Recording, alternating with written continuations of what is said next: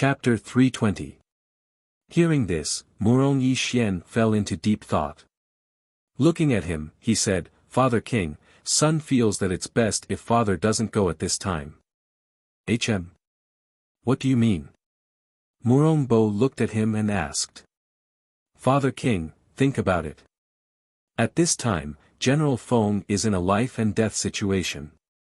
The Feng Manor will definitely not receive guests. Also, with this kind of thing happening, it's not just them.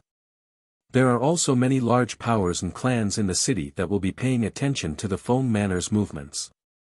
Father King has already sent doctors to visit and express your concern. Thus, son feels that it's best if father doesn't go. You mean to say that if I go again, I'm afraid that I'll be suspected of being the mastermind behind the assassination of Feng Xiao? He raised an eyebrow and his sharp gaze fell on his son. Murong Yi Xian lowered his gaze and did not directly reply. Instead, he cupped his hands and said, "Son only feels that it's not appropriate for Father King to go to the Feng Manor right now." Hearing this, Murong Bo fell into deep thought. His gaze paused on him for a while before moving away, saying, "What you say is reasonable. Since you don't want to go to the storehouse and pick out a few medicinal ingredients to send over. Who knows, they might be able to use them." "Yes." Murong Yi Xian replied and watched him walk out with his hands behind his back. He looked thoughtfully at his father's back as he left. His heart faintly felt uneasy and a serious expression appeared on his handsome face. He could only hope that his guess was wrong and that this matter really wasn't done by him. Otherwise, the consequences would be unthinkable. As for the other side, in the Feng Manor in Feng Zhao's courtyard, in a room, the old man, Feng Jiu and Guan Shilin were sitting around a table and discussing the matter of Feng Xiao being attacked. After elimination and analysis, the final result was hard for the old man to believe. "No, it can't be. How is that possible? Maybe we guessed wrong." The old man didn't want to believe it because the answer was too hard for him to accept. Feng Jiu sighed, "With our Feng Manor's strength, there aren't many people in the entire country of Glorious Sun that dare to go against us. Furthermore, this assassination attempt happened in the capital of the country, Cloud Moon City. It's hard for me not to be suspicious. Maybe someone from another country tried to assassinate your father. Maybe. Before he could finish, Feng Jiu interrupted him. "Yes, that might be possible. However, there hasn't been any war between us and the Glorious Sun Empire in recent years. Therefore, the possibility of them suddenly attacking you isn't high." She paused and said, "Another thing is, there are not many people in Yunhua City who can accurately grasp father's recent lifestyle and have the ability to injure him like this. I believe grandfather knows. Although there are no useful clues left at the scene of the battle, who else but the Emperor of the Blazing Sun Kingdom, Murong Bo, can summon 20 to 30 such experts at once? Grandfather, don't forget that since ancient times, rulers have always been suspicious. Moreover, our Feng Manor's current strength is indeed enough for him to be wary of. If he wants to weaken our Feng Manor's strength, how could he not want to kill us?" Her voice was faint, but every word of her analysis was reasonable, hitting the nail on the head. A tall tree attracts the wind, a big name attracts disaster, and a high merit overshadows the master. The Feng Manor was currently living up to this saying. Chapter 321. When your father wakes up, if the person who assassinated him is really the monarch, then we'll hand over our power. Hearing this, Feng Jiu raised his eyebrows. He was a little surprised that he thought of handing over power. Seeming to see her confusion, the old man sighed and explained, "Back then, your great-grandfather left a will. If the next generation really comes and wants to kill the Feng family, then it's time for us to hand over our power and go into seclusion. Your great-grandfather and the monarch's grandfather were life and death friends. He left a message that the descendants of the Feng family should not be enemies with the Murong family. If he wants to kill us, then we won't fight back." She frowned slightly. She disagreed. Your great-grandfather is naturally not that kind of foolish person. He once said that he can only do it once, but not twice. If he is not willing to give up after retreating, then there is no need to care about the old relationship. Therefore, when your father wakes up, if it is really as you said, then we will hand over the power as a sign of concession. Speaking of this, he sighed, I only hope that we guessed wrong. If it's true, then it's too disappointing. Fengjiu was silent for a long time. Then he said, Grandfather, no matter what, we have to wait until father is out of danger. You're tired today. Go back and rest. My brother and I will guard here. Yes, grandfather. We'll guard here, Guan Shilin said and said to Leng Hua beside him, help the old man back to rest. Yes. Leng Hua responded and stepped forward to hold the old man's hand. He said softly, Old man, let me take you back to rest. Okay, then I'll go back and rest. I'll come back later. The old man stood up and said, I was cultivating in seclusion. I was almost able to break through, but I didn't expect this to happen. Hearing this, Fengjiu smiled and said, although grandfather hasn't broken through the Martial Grandmaster Peak and entered the Martial Emperor realm, at least he has entered the Martial Grandmaster Peak Stage 3 of the Black Realm. This kind of strength may be the best for now. The old man nodded, that's right. Now that something like this has happened to our mansion, if I were to break through to become a Martial Emperor at this time, I'm afraid. Sigh. Let's talk about it later. He sighed and walked out. That night, Fengjiu stayed by Feng Zhao's side. Just as she was worried, he was indeed burning up because of his wounds. Fortunately, she was prepared. While helping him reduce his fever, she also changed the dressing on his wounds. Finally, his body temperature returned to normal in the second half of the night. Xiao Jiu, Godfather's temperature has returned to normal. You should rest for a while. He poured a glass of water for her. Seeing that she had been busy in front of the bed all night without stopping, he couldn't help but feel a little distressed. She was only 16 years old, but she had already shouldered the entire Feng Manor's burden. She had to treat her father's illness, take good care of her grandfather, stabilize the entire Feng Manor, and prevent the country's ruler from taking action against the Feng Manor. Even he felt distressed seeing her like this. She sat down by the bed and helped her father pull up the blanket. Although his body temperature has dropped, his internal injuries are extremely serious. The poison in his body hasn't been completely removed. I don't know if he can wake up tomorrow. Chapter 322. At this time, there was a light knock on the door and Leng Shuang's voice came from outside. Master. Come in. Fengjiu and Guan Shilin went to the table outside and sat down. They saw Leng Shuang, dressed in black, walk in with a tray in his hands. Master, young master, this is bird's nest porridge that the head of the household had people make. He placed 2 bowls of bird's nest in front of the two before retreating to the side.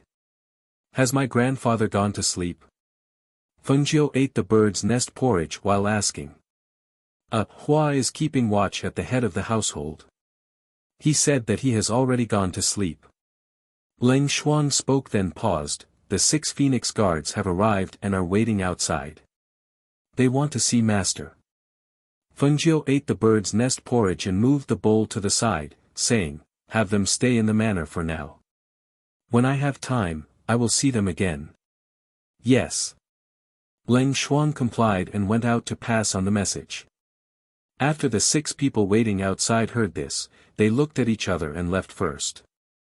When they heard that something had happened to the head of the household, they had rushed back.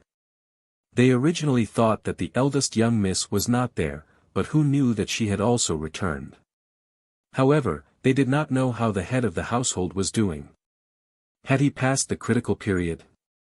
Although the 8 people had left the courtyard, they did not go far. Instead, they stood guard around the courtyard like the guards in the manor, silently guarding it.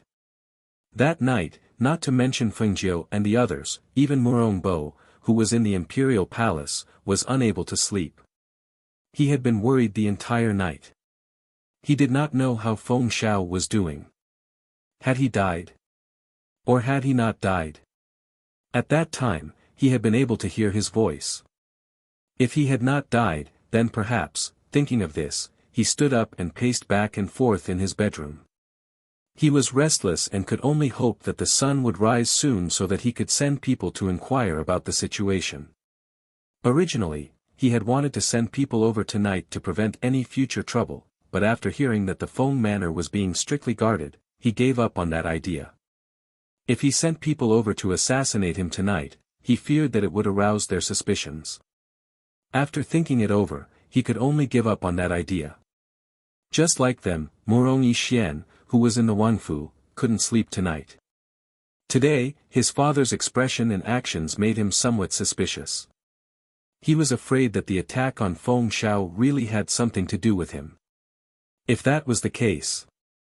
No. Perhaps he had guessed wrongly. Perhaps his father would not do something so impulsive and reckless. However, there was a voice in his heart telling him that he was most likely the one who did it, because he wanted to kill Feng Xiao at that time. If Feng Xiao had died at that time, then everything would have been under his control, and there would have been no such anxious and worried situation. The various factions in Yunhua City were all deep in thought. If Feng Xiao fell, what would happen to the Feng Manor? If Feng Xiao fell, would the Feng Manor belong to the imperial family or would it be taken over by one of the Feng Manor's side branches? After all, without Feng Xiao holding down the entire Feng Manor, just the old Master Feng and the 16-year-old Feng Qinggu would not be able to protect the large Feng Manor. As for what would happen to the Feng Manor in the end, they were all very curious. Thus, they were all paying attention to Feng Xiao's life or death. Until the next day, when the sun rose, almost every family and faction had sent people to inquire about the situation. What was strange was that there were no mournful cries coming from the Feng Manor. There were no white lanterns hanging in front of the gates, and there was no news of Feng Xiao's death. Then, was he alive? Chapter 323. Almost everyone was craning their necks to look at the Feng Manor, hoping that some news would come out. However, if the Feng Manor did not deliberately release the news, they would not be able to find out anything. This was because the Feng Manor's guards, servants, and male servants were all carefully selected. Apparently, the servants and male servants were separated into the inner and outer courtyards. The people from the outer courtyards were not allowed to set foot in the inner courtyards. They could only wait in the front areas. Because of this, if they wanted to find out about the Feng Manor, they really needed to release the news. Otherwise, they would have worked for nothing. However, the matter of Feng Xiao being attacked was known by the entire city. There were also doctors who said that he would not live past last night. Then, regardless of whether he was alive or dead, the Feng Manor should have released some news. That was why they only needed to wait for the news to be released. However, this news was not released until noon. What? Feng Xiao did not die, but fell into a coma and became a living corpse. What is the difference between that and death? Yes, he didn't die. I heard that the medicine from the black market saved his life. However, due to the poison seeping into his internal organs and his sternum being shattered, he fell into a coma. I heard that there's no chance of him waking up. Hearing this, one person asked, is this true or false? If he really became a living corpse, then it would be better to just die. Isn't that so? Say, he is a mighty general and a martial ancestor expert. Now that he has become like this, it really is a fate worse than death. Another person sighed and shook his head regretfully. Ah! If General Feng falls, I'm afraid that the Feng Manor will. Another person heard this and laughed, saying, what happens to the Feng Manor has nothing to do with us. Since ancient times, this sort of thing has happened many times.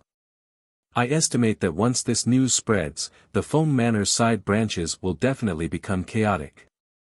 The Feng Manor's side branches? This Feng manor is already different from other families. They have already split up.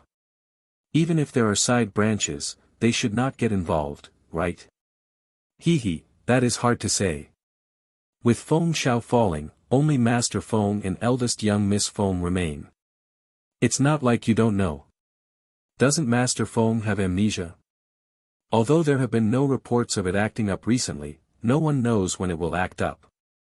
In addition, eldest young Miss Feng is only 16 years old. Her strength is lacking and she is young. How could she control everyone in the Feng manor? As I see it, I reckon that the Feng manor's troubles are about to come. It's hard to say. Didn't eldest young Miss Feng already receive the Feng command? With the Feng guards listening to her orders, who would dare cause trouble? If they don't have strength, who would obey a little girl?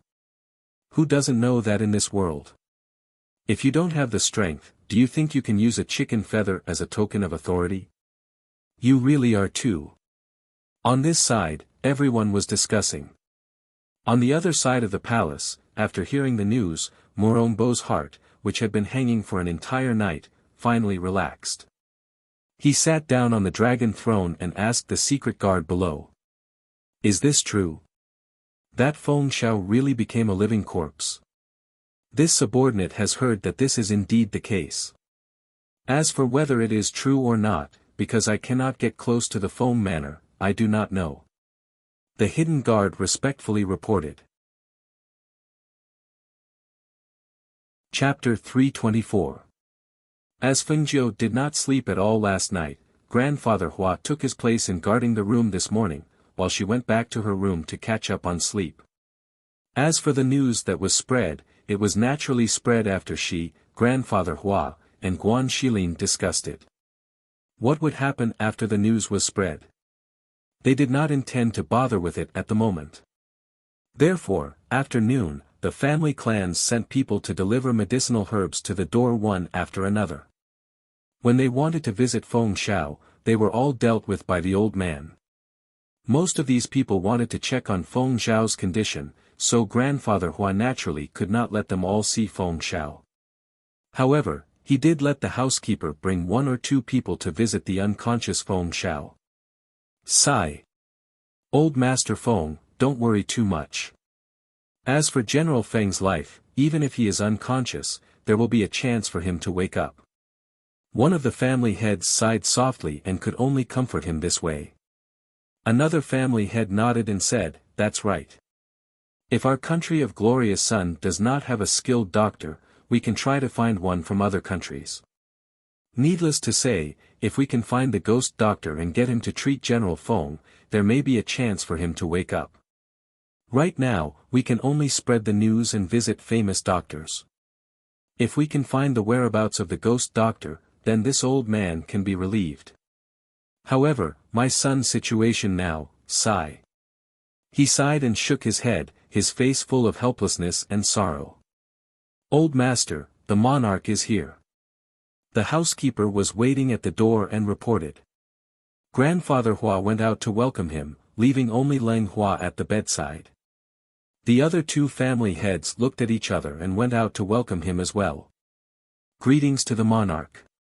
Grandfather Hua cupped his hands and bowed, but before he could bow, Morombo helped him up. Old master, you don't have to be so courteous. How is Feng Xiao? After helping Grandfather Hua up, he asked.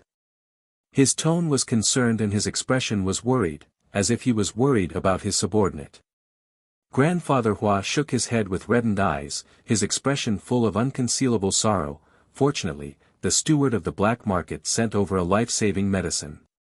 Even so, he only managed to keep his life, but he has not been able to wake up. I'm afraid he will never wake up. Speaking of this, his voice choked and he raised his sleeve to wipe the tears from the corner of his eyes. Old master, don't worry. I brought 2 doctors today and let them take a look at General Feng. Perhaps there will be a way. This old man thanks the monarch first. He cupped his hands and said. After the 2 patriarchs bowed, he invited them to enter together. Under the monarch's signal, the two doctors stepped forward again and carefully examined him. They were even more surprised. When they came yesterday, Feng Xiao only had a sliver of life left, and he would not be able to last through the night. But today, although he looked the same as yesterday, his breathing was much stronger. It was obvious that he had managed to catch his breath and preserve his life. This made them feel even more curious about the medicine sent over by the black market. That medicine actually had the miraculous effect of bringing the dead back to life. Someone who was clearly about to die could still be brought back to life. The two retreated from the bedside and came before the monarch, respectfully reporting, "Monarch, although General Feng's life has been preserved, his internal injuries are too severe and the poison has not been cleared yet. As a result, he is unable to wake up. If we can find the ghost doctor, perhaps there will be a day when he will wake up." Oh. It's like that? Chapter 325. Hearing this, the two masters in the room turned to look at the old man. They hadn't forgotten that the monarch had arranged a marriage for Feng Qingge. Although in the eyes of everyone, Feng Qingge marrying the crown prince of Qingting Kingdom as a concubine was marrying into a higher position, in the eyes of Feng Xiao, being a concubine was an insult to his precious daughter. That day, Feng Xiao flew into a rage over this matter and even grabbed the prime minister's collar and threw him out. It was obvious that he didn't agree to this marriage. But now, Feng Xiao had fallen and Feng Qingge had yet to return home. Who knew how this marriage would turn out? Thinking of this, the two masters quietly looked at the monarch and the old man. The old man's expression was still mournful as he said, "I only sent a letter to tell her to come back quickly. I didn't tell her that something happened to her father. If she knew, who knows how worried she would be." Hearing this, Murongbo didn't ask any more questions. Instead, he said, "Old man, don't worry too much. It's not easy for Feng Xiao to be alive. This monarch believes that if we can find a good doctor, he will definitely be cured. I accept the monarch's auspicious words." The old man lowered his head slightly and cupped his hands. There was no sorrow in his eyes, only sorrow and anger. However, that sorrow and anger had disappeared without a trace when he raised his head. It was as if it had never appeared, making it impossible for anyone to notice. The few of them chatted for a while. After Murongbo left, the two masters also took their leave. After sending everyone away, the old master returned to Feng Xiao's courtyard with a sullen face and sat down without saying a word. The several Phoenix Guard captains who were guarding in the shadows looked at each other strangely. "Say, since eldest miss has returned, why did she say that she hasn't returned yet?" The old man must have his reasons for saying this. "Why do I feel that it was eldest miss' idea? Speaking of master, I didn't expect that her face would recover this time. There isn't a single blemish on her face." Hearing him call him master, the others looked at him with a smile that was not a smile.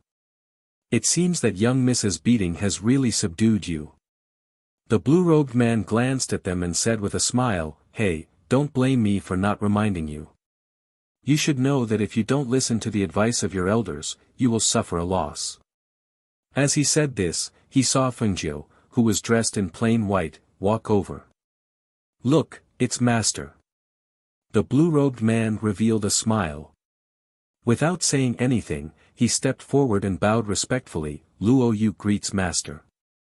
Fengjiu's footsteps paused slightly. He glanced at him and revealed a faint smile. "It's you." He grinned. "Hee, master still remembers this subordinate? Didn't I beat you up last time?" She raised her eyebrows and glanced at him. Her gaze swept over the people who were walking over. She didn't say anything else and walked into the courtyard. "Grandfather." She called out, and the old man sitting in the courtyard looked up. "Little Feng girl is here. The king and the others just left." The old man stood up and asked, "Do you want to see your father? Come, grandfather will accompany you in." "All right." She replied and left Leng Shuang outside to guard while she followed the old man into the room. Once the door was closed, no one knew what she was doing inside. The people who were stopped by Leng Shuang could only guard outside the courtyard. Only Luo Yu shamelessly asked Leng Shuang all sorts of questions. Chapter 326. Stand guard outside the courtyard. Leng Shuang frowned as he watched the blue-robed man walk in. Hearing this, Luo Yu's eyes flickered as he said, "Master didn't tell me to stand guard outside the courtyard." He glanced at the closed door and grinned, "Don't worry, we're all on the same side." Leng Shuang frowned as he saw Luo Yu swagger to the table in the courtyard and sit down. Luo Yu began to drink tea and eat the pastries on the table. Thinking of his master's previous words, he didn't ask Luo Yu to leave. Instead, he stood guard in the courtyard and didn't allow them to take half a step closer to the room. When the others saw this, they were slightly surprised. After looking at Leng Shuang for a moment, they also looked at the tightly shut door and fell into deep thought. In the room, the old man accompanied Fengjiu to the inner room. Leng Hua stood guard by the bed while Feng Xiao lay unconscious on the bed. "Master." When Leng Hua saw her, he respectfully bowed and retreated to the side. Fengjiu sat down by the bed and checked her father's pulse. Then, she took out silver needles from her space and unsealed the acupuncture points that she had sealed. After about half an incense stick's worth of time, the unconscious Feng Xiao slowly opened his eyes. When the old man saw this, he couldn't hide his joy. He looked at Fengjiu with reddened eyes and finally put down the stone that had been hanging in his heart. This morning, little Feng told him that her father had woken up. When he came to see him, he found that he had fallen asleep again. Later on, he saw little Feng use a few silver needles to prick his body a few times. He saw that he was unconscious until everyone came to visit him. Although he didn't see him wake up, he believed Feng's words and did as she said. Now that he saw the unconscious Feng Xiao wake up, one could imagine the excitement in his heart. "Feng Xiao, you scared us to death." The old man choked with sobs and sighed in relief. Feng Xiao opened his mouth and wanted to speak, but his breathing was still weak. He only moved his lips, but no sound came out. "Father, don't worry. His body will recover slowly." Fengjiu said softly, "Although his injuries are serious, everything will be fine once he wakes up. As long as he recuperates, he should be able to get out of bed and walk around in a month." His injuries were serious. His chest had been shattered and all his internal organs were damaged. If she wasn't skilled in medicine and had studied medicine and medicinal pills, such injuries would be incurable. However, with her medical skills in medicinal pills and medicines, she could recover about 50 to 60% of his body in a month's time. Of a month, there. Okay. I'll listen to you." The old man nodded repeatedly. He turned around and instructed his subordinates to block anyone who came to visit.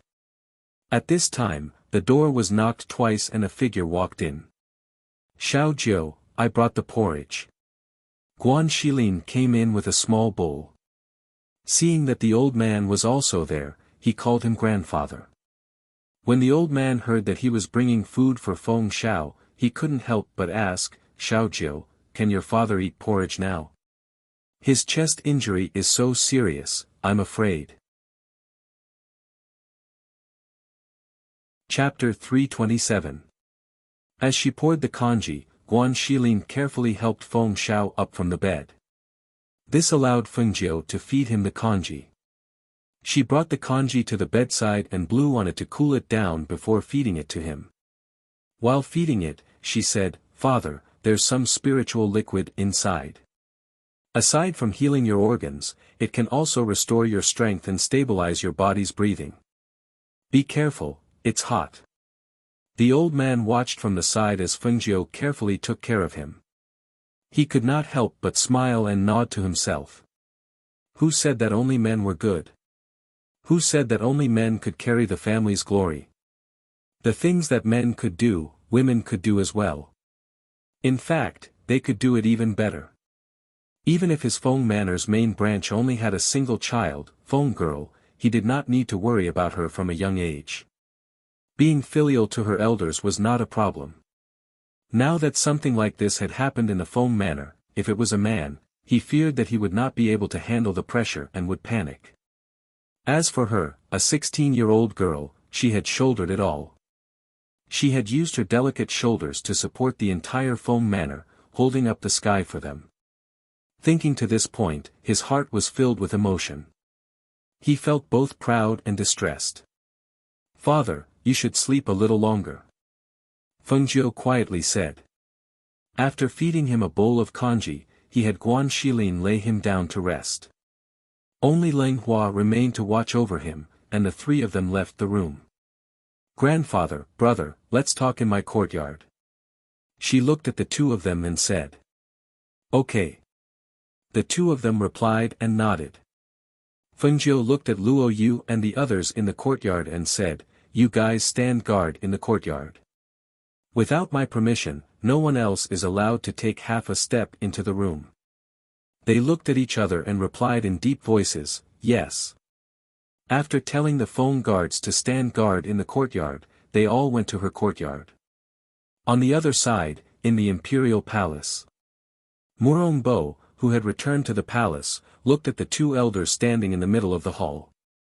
Slightly hesitant, he asked, "What do you think?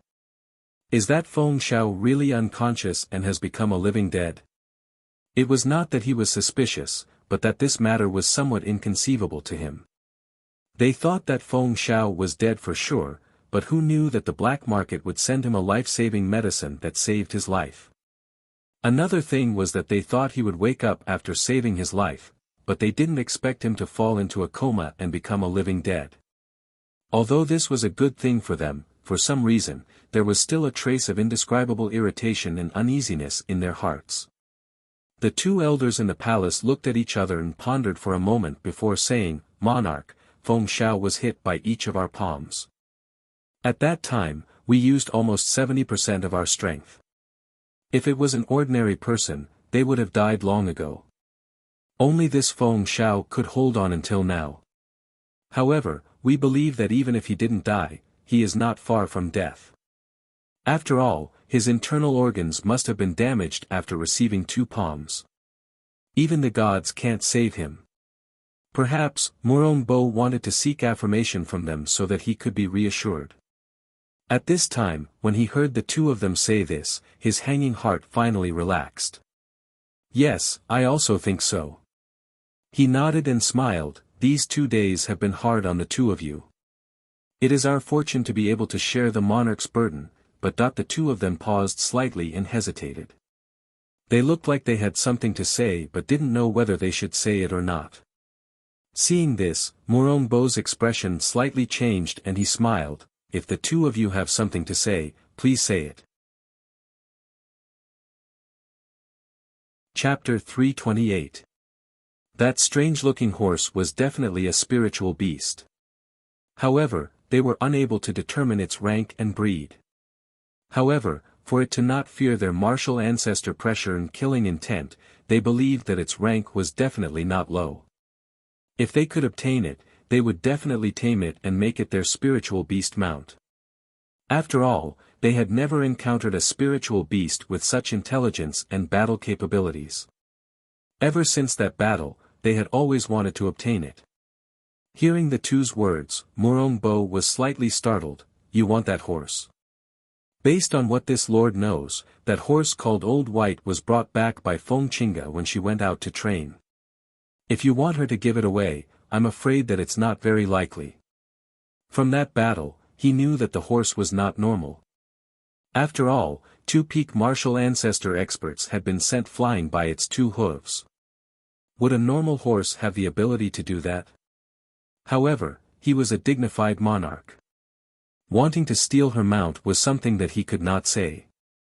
With Feng Shao gone, only Old Master Feng and Feng Qinga remain in the Feng Manor. Of the two, one is old and the other is young. The old one has a bit of amnesia and the young one does not have much strength. After a few days, they might not even be able to protect the Feng Manor. how could they protect a horse? If it's not easy for Lord to speak now, it would be better to wait a little longer.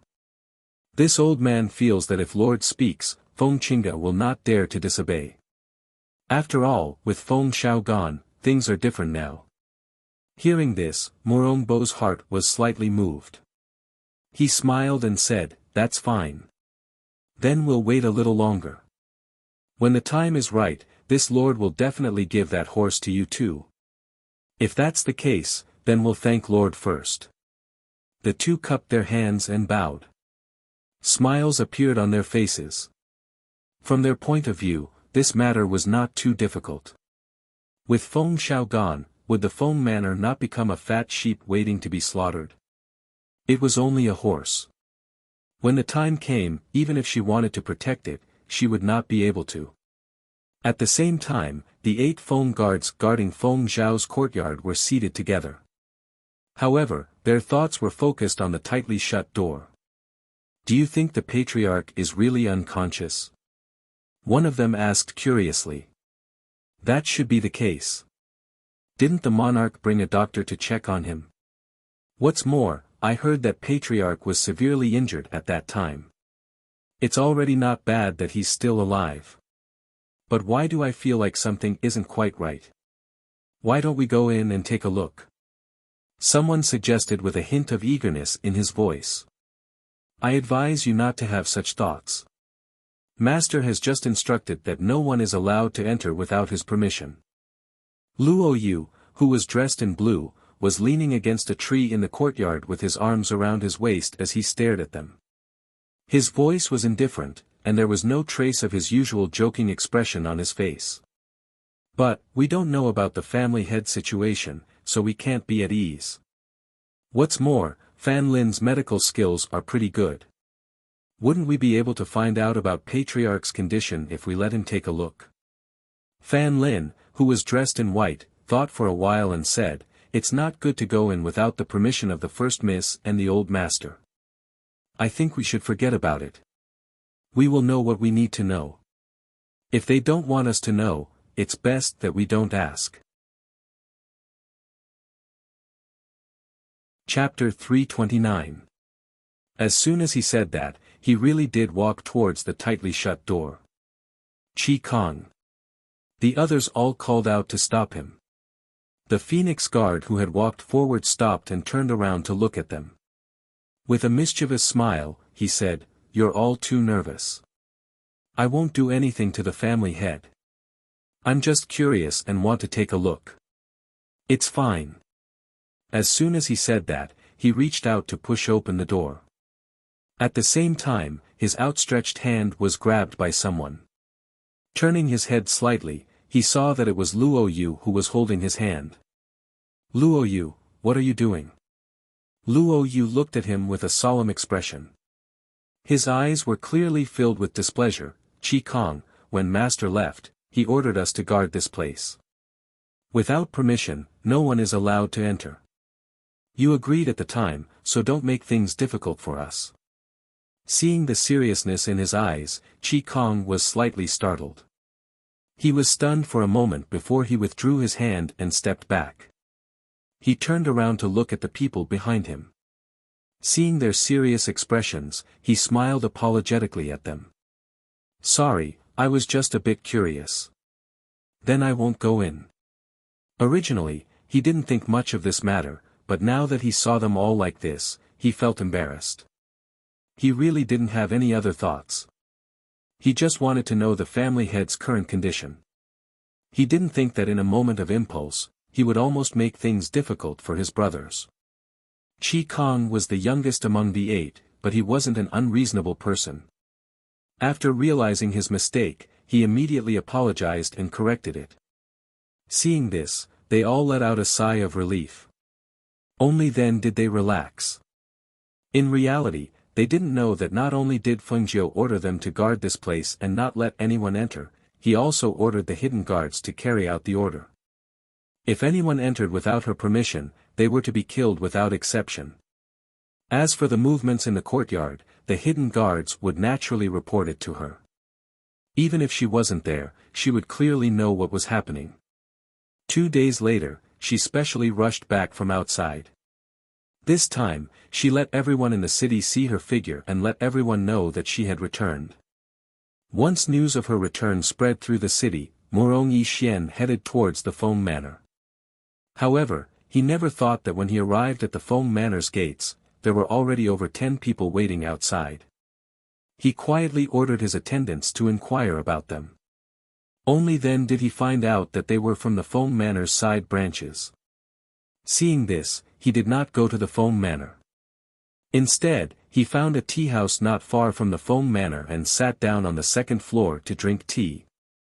At the same time, he paid attention to the Feng Manor's main gate. "Master, eldest young miss, a member of our Feng Manor's branch family has come. He says he wants to see the family head." The housekeeper reported the situation outside and waited for the two's orders. "Collateral branches? Which branch?" The old master frowned as he asked. "It's the second old master's branch. Even the second old master is here." Hearing this, the old man fell into deep thought. He glanced at Fengjiu, who remained silent, and said to the butler, "Bring them to the hall. I'll go take a look." "Yes," the butler replied before turning around to leave. "Little Feng, what do you think?" the old man asked. "It should be that they heard that father fell and have set their sights on us." She smiled without thinking much of it. Today's matter was just the beginning. There would only be more and more wolves eyeing the Feng Manor. That's right. These people are all ingrates. I'll go get rid of them. As the old man spoke, he walked out. Chapter 330. The old man stopped and turned around to look at her. Fengjiu stood up and walked towards him. She softly said, "Just let me go. Grandfather should stay here with father." "You're going?" The old man was slightly surprised. He was worried that she wouldn't be able to handle it. "It's only a few side branches. Is grandfather worried that I can't handle them?" She slyly smiled. She flicked her sleeves and walked towards the hall. At this time, the people waiting in the hall were already impatient. "Why hasn't she come yet? Isn't she looking down on us too much?" "That's right. Once Feng Xiao fell, she doesn't even know how to treat guests." Hearing the people in the hall complaining, the old man sitting with his eyes closed with a cane opened his eyes and shouted, "Shut up." With this shout, everyone in the hall quieted down. No one made a sound until the housekeeper's voice came from outside. "Eldest young miss has arrived." Hearing this, everyone in the hall looked at the figure that was walking in from outside.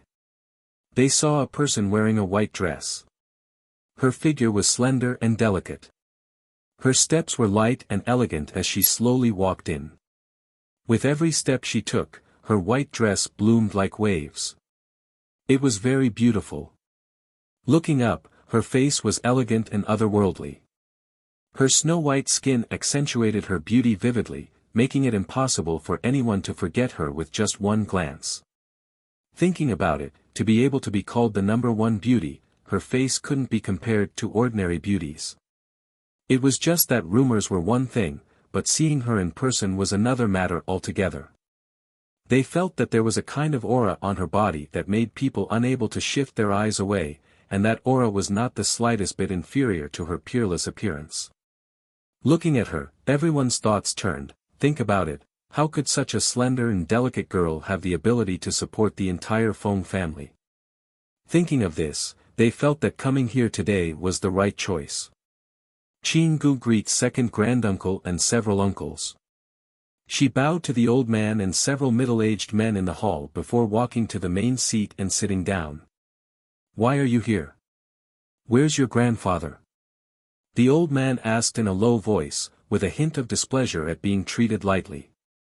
"There have been a lot of things going on in the manor these few days. Grandfather's body can't take it anymore, so he's resting now." Her voice was soft and her tone was slow, just like a rich young lady who was raised in a boudoir and didn't understand the world. At this moment, she gave off the feeling of being docile and harmless. After hearing her words, the old man glanced at her and said in a heavy tone, "We have already heard about your father's matter. It's because we heard about it that we specially rushed over. It must be known that we are relatives with the same blood flowing through our veins. Now that something has happened to the Feng manor, we cannot just stand by and watch." Hearing these words, Fengjiu picked up the tea that the servant brought and took a sip, hiding the mocking smile on her lips. She narrowed her eyes and drank the tea unhurriedly. Chapter 331. Fengjiu put down the teacup and a faint smile appeared on her beautiful face. The young men standing behind their fathers could not take their eyes off her. She raised her eyes and looked at the middle-aged men sitting in the hall. Finally, she looked at the old man and said with a smile, "Second uncle is considerate. Everything in our manor is fine now. We don't need uncle to take charge of our Feng family." Her voice slightly paused and carried a bit of indifference. "Moreover, although you are part of the Feng family, the Feng manor has already been separated since grandfather's generation. Each of you is in charge of your own affairs, so it would be best if second uncle does not interfere with our Feng manor's matters." "What are you saying? Is there anyone who speaks to their elders like this?" The old man's tone was displeased and his wrinkled face sank. He clearly did not think that a junior like her would dare to use this sort of evidence to speak to them. "That's right. Once Feng Shao fell, you see, even this is out of order. Sure enough, we can't not have a single person in charge."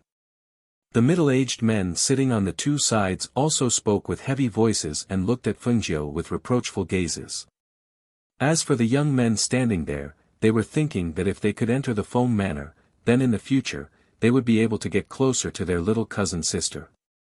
Also, if the Feng Guard's power was truly taken over by their second branch, then their second branch would truly be able to overturn the heavens. Hearing their reproach, Fengjiu gently laughed. She leaned back in her chair and played with a strand of hair that had fallen to the side. Her expression carried a bit of indifference and a lazy aura emanated from her body. Almost as soon as she laughed, her entire aura changed. If she was as docile as a kitten before, making people think she was weak and easy to bully, then at this moment, she was as lazy as a sleeping lion.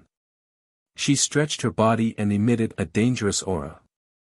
It made people unable to help but feel a chill run down their backs. A chill that reached their feet made them feel a bit uneasy. "What are you laughing at?" Because her laughter made them a bit scared, a middle-aged man could not help but ask with a heavy voice. Fengjiu raised her cold eyes and glanced at them. The corners of her lips slightly curled. "Naturally, I'm laughing at you for overestimating yourselves." Once these words were said, everyone could not help but feel ashamed. The old man's cane heavily slammed against the ground and he sternly shouted, "You dare to be so rude to your elders? How impudent! Go and call your grandfather out. I'd like to ask him how he teaches his juniors, to actually make them disrespect their elders like this." Fengjiu looked at their greedy faces, yet they all put on righteous faces. She felt that they were very annoying. Her slender, white fingers gently tapped on the table. Seeing that each and every one of their faces were filled with indignation, yet they wanted to take over the Feng manor, thinking of this, the corners of her lips curled into a smile. A strange light flashed through her eyes, as her lazy voice came out. "Since you said that you want to help us take over the Feng manor, then you must have some strength. Otherwise, not to mention my grandfather not being willing to hand over the Feng manor's power, even I would not agree, much less our Feng manor's Feng guards."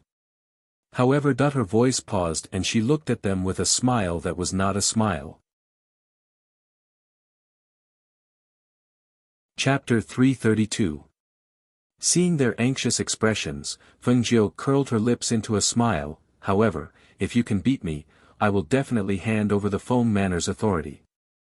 Hearing this, everyone froze for a moment. They could not help but begin to laugh.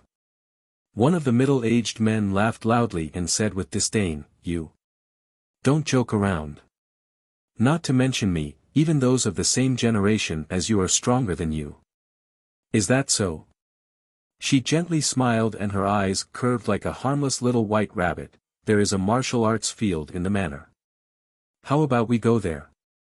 Once her suggestion was made, everyone in the hall raised their hands and feet in agreement. Thus, under her lead, everyone arrived at a martial arts field near the back of the mountain. Along the way, only the old man slightly furrowed his brow. He looked at Fengjiu with an inquisitive gaze, as if he wanted to see through her depth. Unfortunately, the girl in front of him had a harmless appearance, making it impossible for him to see through her. After everyone in the manor heard this, they began to quietly discuss it. However, as people of the Feng manor, their lips were tightly sealed. Even if they discussed it in the manor, they would not spread the news. However, because they knew about this matter, some of them took the time to follow and watch. After the 8 leaders of the Feng guards heard this, they were a bit shocked. It can't be. The eldest young miss? She wants to compete with them. Based on what I know, the second branch does indeed have a few talents. One of them just became a martial great master last month. If the eldest young miss fights with him, wouldn't she be delivering herself to their doorstep for nothing? The eldest young miss shouldn't be that kind of person. Since she is doing this, she must have the confidence to beat them. How is that possible? Just her strength? Don't joke around. One person waved his hand, his face full of disbelief. Only Luo Yu's eyes lit up after hearing this news. He put his hand on Fan Lin's shoulder and said, let's go, let's go. We'll go watch Master take care of people. I'll tell you, you haven't fought with her before. If you run into her, you will only be unlucky. It's not that you don't believe in her skills, alright? It's rare to have a chance to watch. Don't miss it. After saying this, he half pushed and half pulled Fan Lin towards the martial arts field in the back of the mountain. When the others saw this, they paused for a moment before following him to the training field. The secret guards who were hiding in the shadows around the courtyard sighed inwardly. They also wanted to go and take a look, but unfortunately, they had to guard this courtyard and could not leave. The old man, who was talking to Feng Xiao in his room, didn't say much after hearing the news. He knew the Feng girl very well. If she wasn't confident, she wouldn't do this. He guessed that she wanted to make an example out of him. The people from the second branch were really too much. They just had to come at this time. It was really disappointing. Originally, he wanted to ask Leng Hua to go over and tell her to be merciful, but after thinking about it, he gave up. If it weren't for the lesson of blood, these people wouldn't give up, and they wouldn't be afraid. Just let her be. At the martial arts field, there were originally many guards in the residence who were watching. However, before they could see the fight, they were dispersed by the steward and returned to their positions. Therefore, in the end, only the dozen people from the second branch, as well as a few captains of the Phoenix Guards, Leng Hua, and the steward were left watching from the side.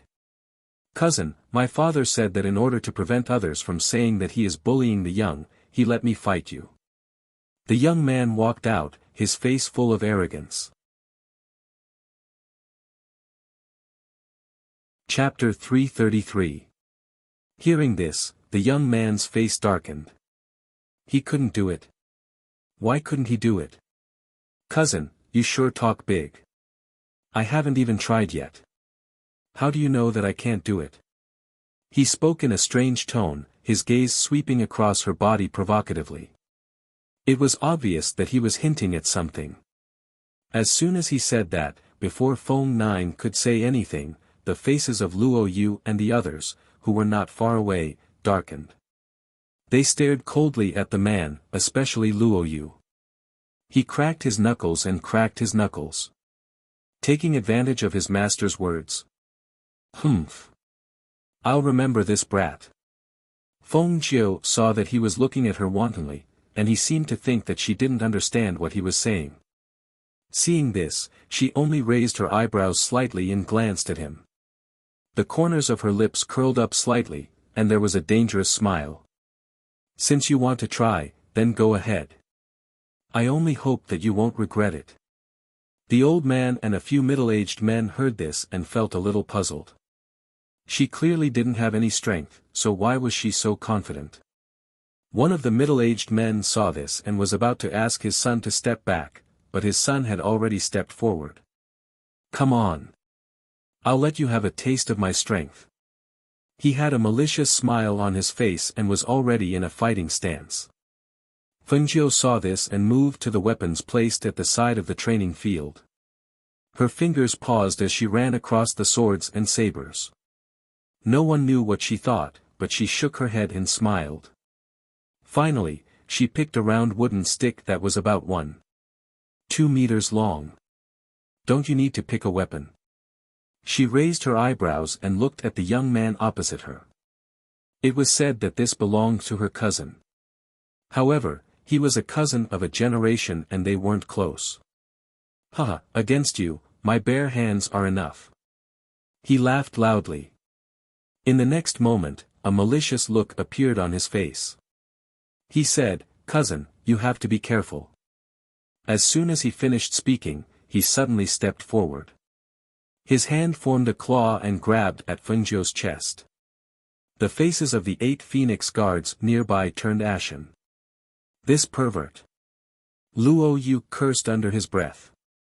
As a man, he really wanted to step forward and give this man a kick when he saw such a vulgar action.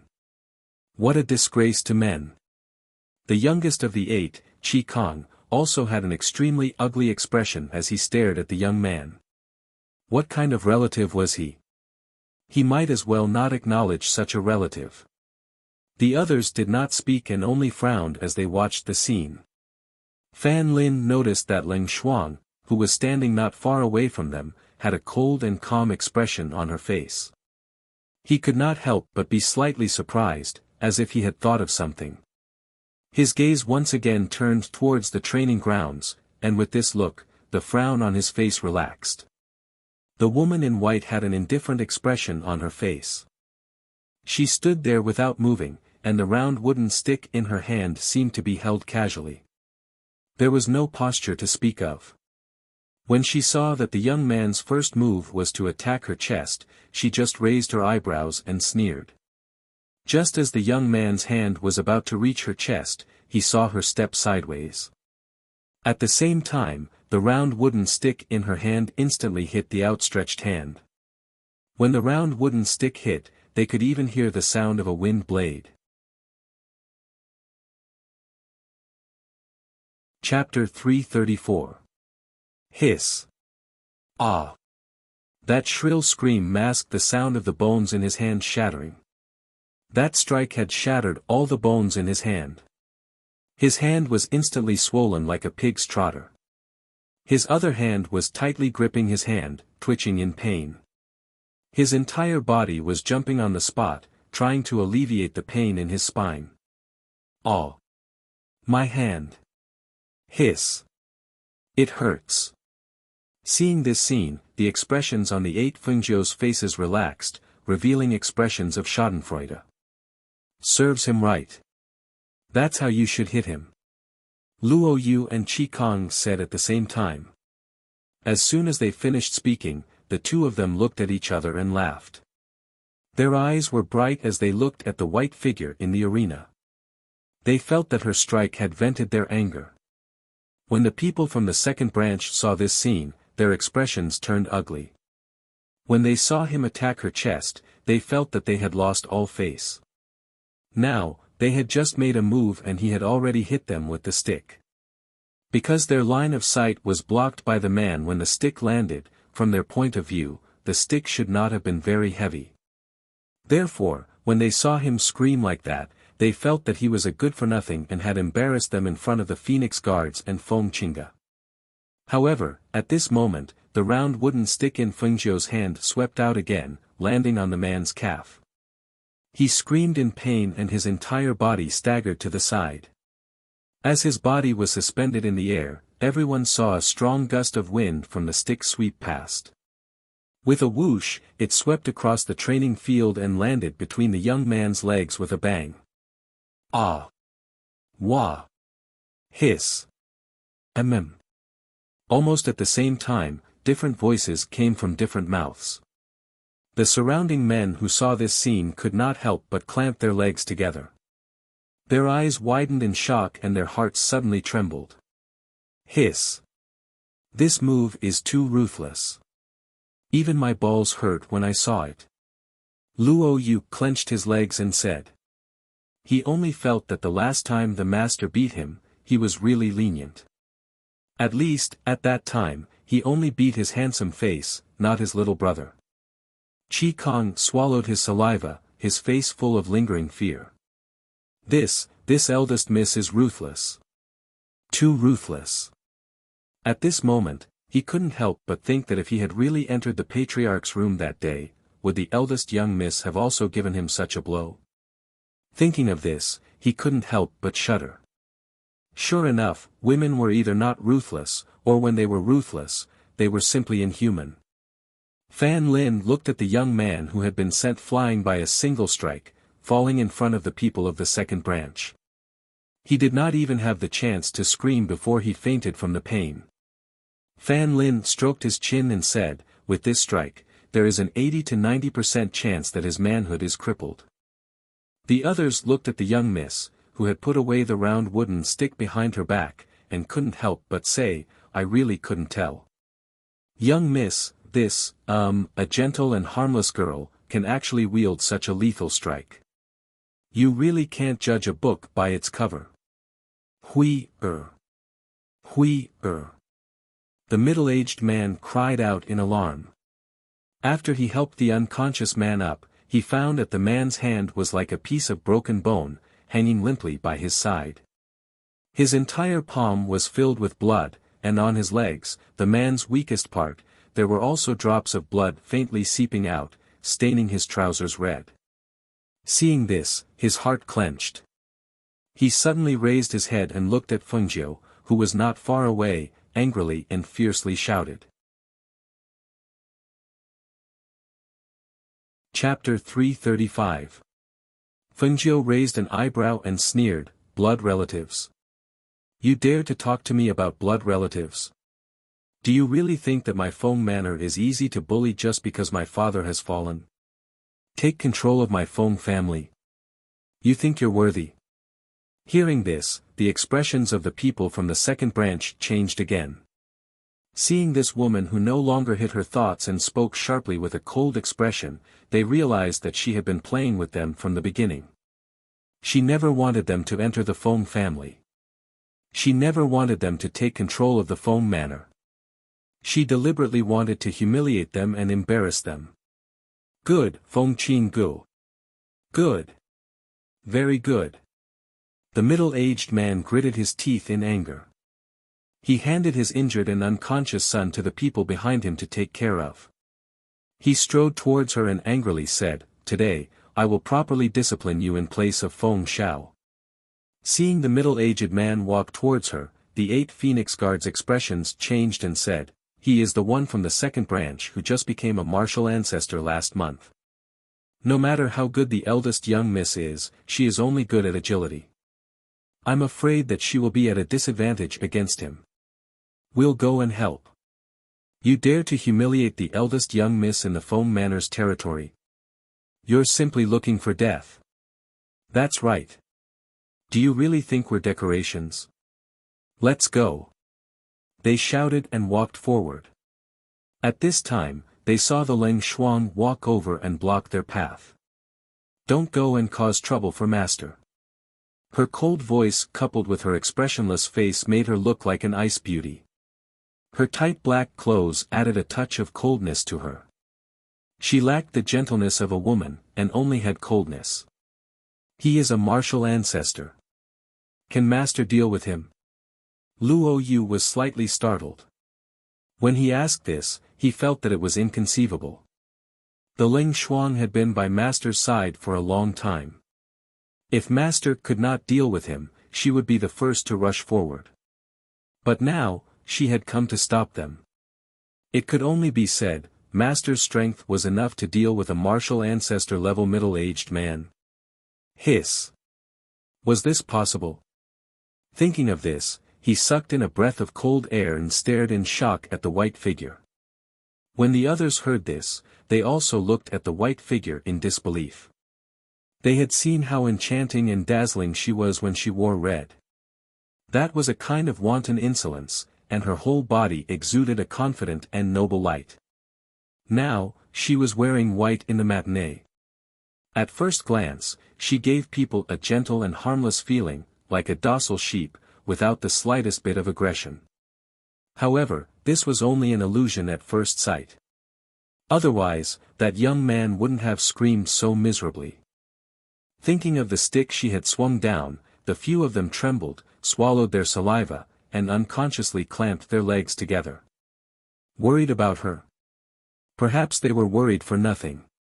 In the training field, Fengjiu, who was holding a round wooden stick, saw the middle-aged man angrily striding towards her.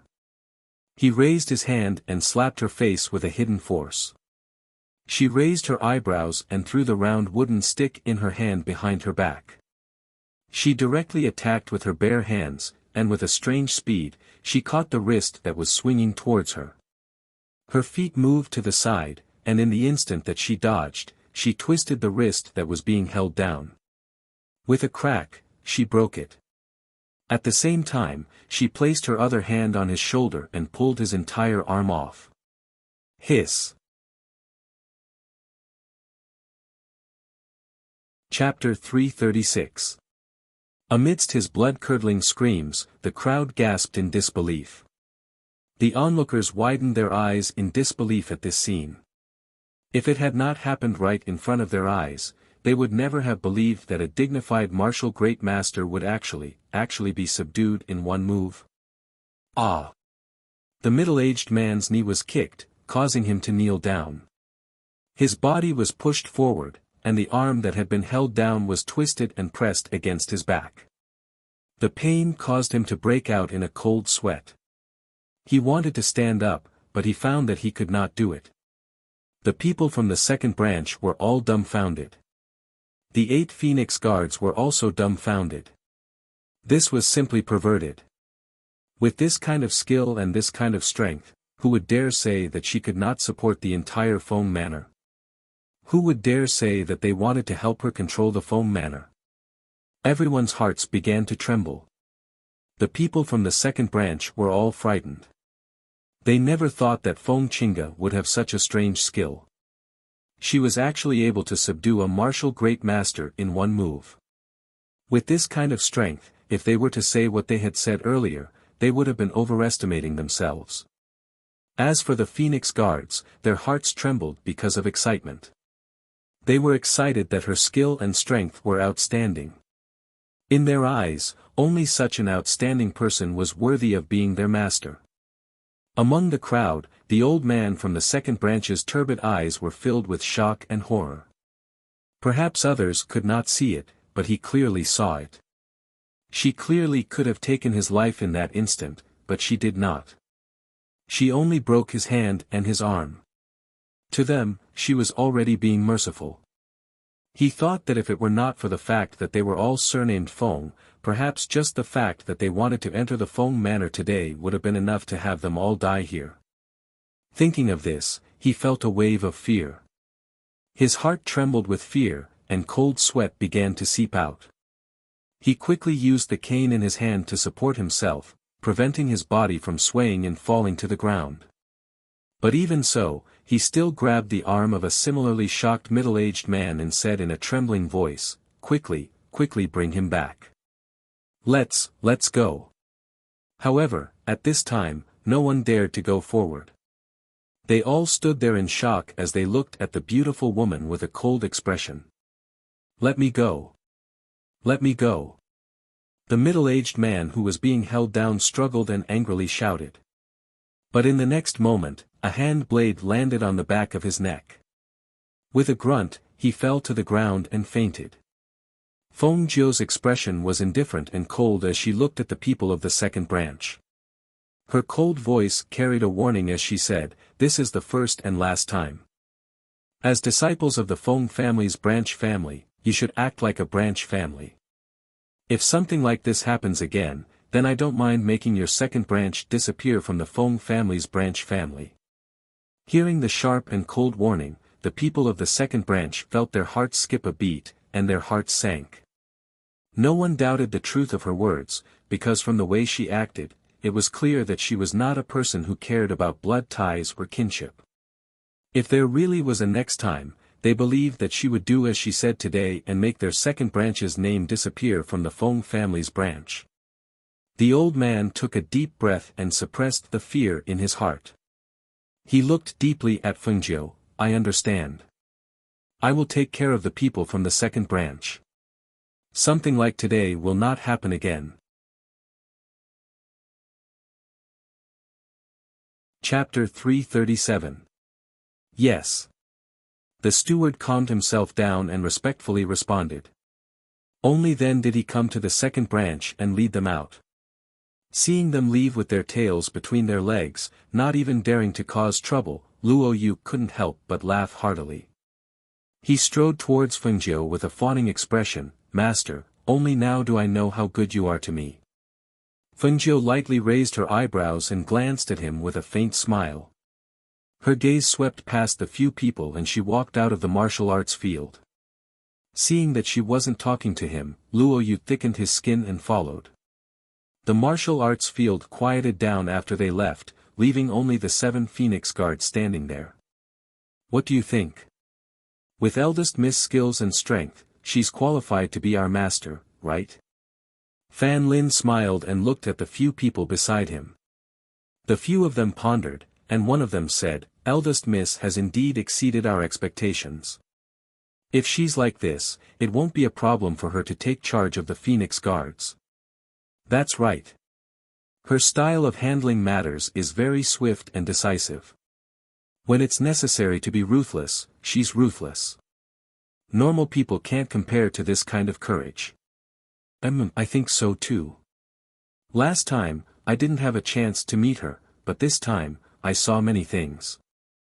I think she's like a sleeping tiger. She doesn't make a move, but when she does, it's absolutely shocking. However, we've been back for so long, but she hasn't given us any orders. It's like she's treating us like invisible people. Could it be that she's dissatisfied with us? Chi Kong asked with some worry. At this moment, he was wondering if she had found out about what had happened that day. There's no point in thinking too much. Let's go. The few of them looked at each other and walked back. They all knew in their hearts that perhaps it wasn't them testing whether she was qualified to be their master, but rather, she was the one testing whether they were qualified to be her subordinates. In a faraway country, a man dressed in black came to Hui Lang's room. He handed over a piece of information and quietly left. Ing Yi, who was sitting at the table drinking tea, glanced at him and asked curiously, Is this the information that Master wanted to investigate? And, that day when the ghost doctor left, wasn't Master held back by some matters and unable to look for him? After he came back, he asked me to investigate his whereabouts. I only got the news recently. Hui Lang answered as he opened the file to take a look. We couldn't find him in the Green Ting Kingdom. Master then reminded me to send someone to the Blazing Sun Kingdom to investigate secretly. See, we only received news from there now. A 9th-class small country. Why would the ghost doctor go there? Ing Yi frowned. In his opinion, the ghost doctor couldn't be someone from a small 9th-ranked country.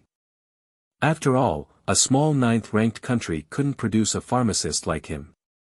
How would I know? Master didn't say anything.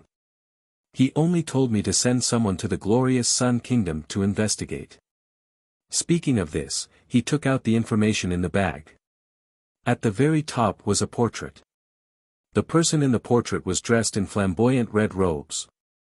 Her appearance was absolutely beautiful, and that pair of eyes that contained craftiness and wisdom seemed to be staring at them through the paper, as if she was scheming something. The slightly curled corners of her lips carried a hint of wickedness. She was a living embodiment of the ghost doctor's wickedness and evilness. Chapter 338. Yi glanced at him and said, "You're wrong. Lovesickness is a matter between two people. As for Master, anyone with a discerning eye can see that it's unrequited love. If the ghost doctor had Master in her heart, she wouldn't run away every time. AI. You can't blame the ghost doctor for this. You say, she's just a 15 or 16-year-old youth. She's just like a sapling. Although she's a bit more abnormal than the average person, she can't deny the fact that she's only 15 or 16 years old. Moreover, Master is gay. That ghost doctor looks quite normal. It's one thing for Master to like him, but it's another for him not to like Master. You said that Master likes him, but you can't force him to be gay, right?" Hearing this, Yi looked at him strangely. "You mean, the ghost doctor looks normal, but Master isn't normal?"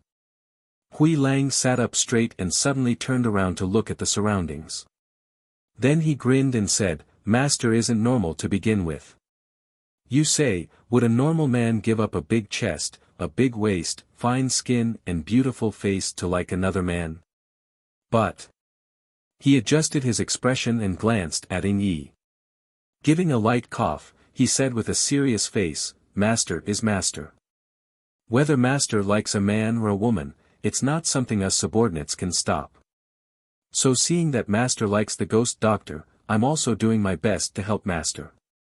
I also hope that Master can turn the ghost doctor gay, so that the two lovers can finally be together." "Ah, you're worried that I'll tell on you to Master?" Yi took a sip of tea and asked, "Do I look like someone who would tell on you?" Hui Lang glanced at him and said in a bad mood, "You won't tell on me. You only run to Master when you're drunk and say everything." "Coo. Yi coughed uncomfortably and said, "I was drunk that time." "Didn't Master not take it seriously at the time?" "Yes, he didn't take it seriously. Master only said that next time he'll find some stronger wine for you to try. Speaking of this," he sighed, "if it wasn't for the fact that I don't have anyone to chat with, I wouldn't have been tricked by you so many times." "Chi. How is this a casual chat? You're obviously gossiping about Master behind his back. Other than me, who else would dare to listen?" Only the two of them, who had always been by their Master's side, dared to whisper about this. If it were anyone else, who would have the guts to do so?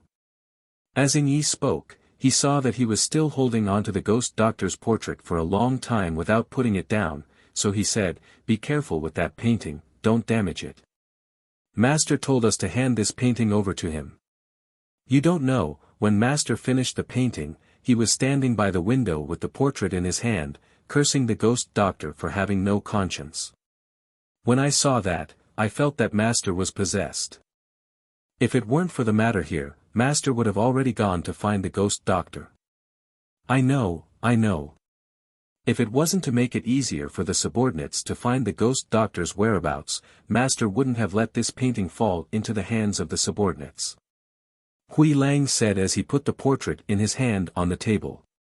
Then, he took out the information he had collected from the investigation. After a while, he widened his eyes in astonishment and stood up in disbelief. What? The ghost doctor is a woman. Puff. Cough cough. Chapter 339. He looked up at him in astonishment. What did you say?" Hui Lang excitedly held the information in his hand and laughed loudly, "Ha ha ha ha. That's great. So the ghost doctor is a woman. This way, Master will be normal. This way, we can have a little Master in the future, ha ha ha ha." His laughter stopped and he stared at Yi with wide eyes. "You're in trouble, you actually drenched the ghost doctor's portrait." Yi was stunned for a moment. Looking at the portrait that was drenched by the tea he spat out, he thought of how Master had repeatedly told him to return the portrait, and his scalp couldn't help but feel numb. "Let me look at the information." He snatched the information in his hand and looked at it. The more he looked, the more surprised he was. Not only is the ghost doctor a woman, but she's also someone from a small 9th-ranked country. I really didn't think that a place like that would produce someone like her. Hee, who cares what country it is? Anyway, in this way, when Master brings the ghost doctor in front of everyone in the future, no one will say that she's a homosexual. That's right, you said that the ghost doctor is a woman. Did Master already know about it? He suddenly remembered that perhaps Master already knew about this. It's possible. Yi nodded. Thinking of how Master didn't hide his love for the ghost doctor, he must have already known that she was a woman. Otherwise, even if Master didn't fear other people's gazes, he wouldn't allow others to say that he was gay, right? Thinking of this, he rubbed his chin. It seemed that only he and Hui Lang had said that Master was gay. Just as he was thinking about it, he saw Grey Wolf take away the documents and the portrait that had been splashed with tea and quickly walked out. I'm going to report to Master about the ghost doctor's whereabouts. Hui Lang grinned and waved the portrait in his hand, smiling maliciously. While I'm at it, I'll also tell Master about this portrait. As soon as his voice fell, he instantly rushed out of the room. This ungrateful wolf. Yi angrily cursed in a low voice and quickly chased after him. In the room, Yama Lord was sitting in front of a desk dealing with affairs. He was wearing a black robe with a dark dragon pattern on it. After busying himself for a while, he put down the pen in his hand and took a sip of tea. Master. Come in. When Hui Lang, who was outside the room, heard the sounds coming from inside, he pushed open the door and walked in. Grinning, he quickly walked to the desk and excitedly said, Master, there's news about the ghost doctor. As he spoke, he handed over the information, as well as the portrait that had been soaked by the tea. When he saw his master frowning and staring at the portrait, he said unethically, Yi was too careless when drinking tea. He spat out a mouthful of tea directly on the portrait.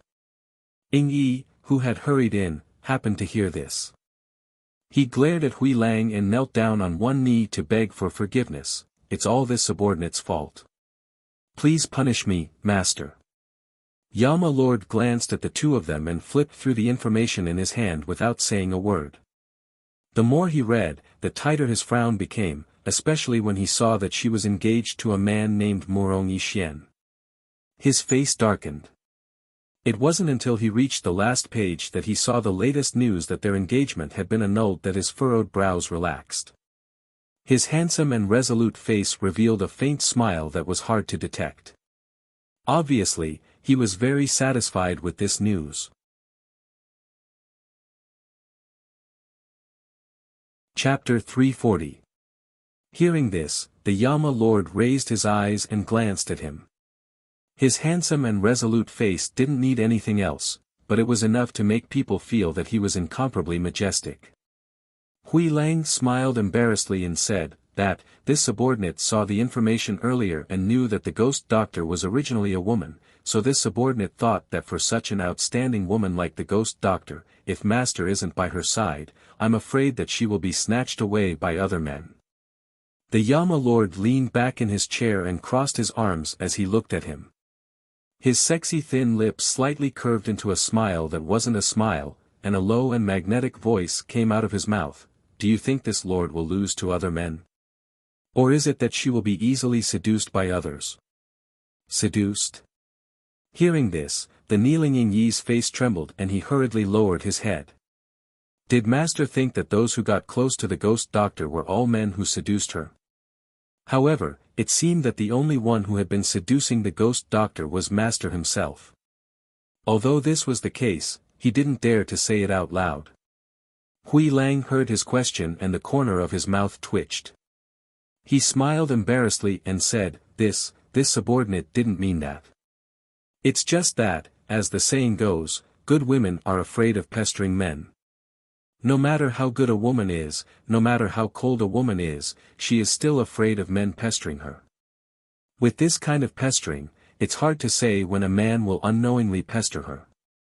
Hearing this, the Yama Lord's eyes moved slightly and a light flashed in his deep black eyes.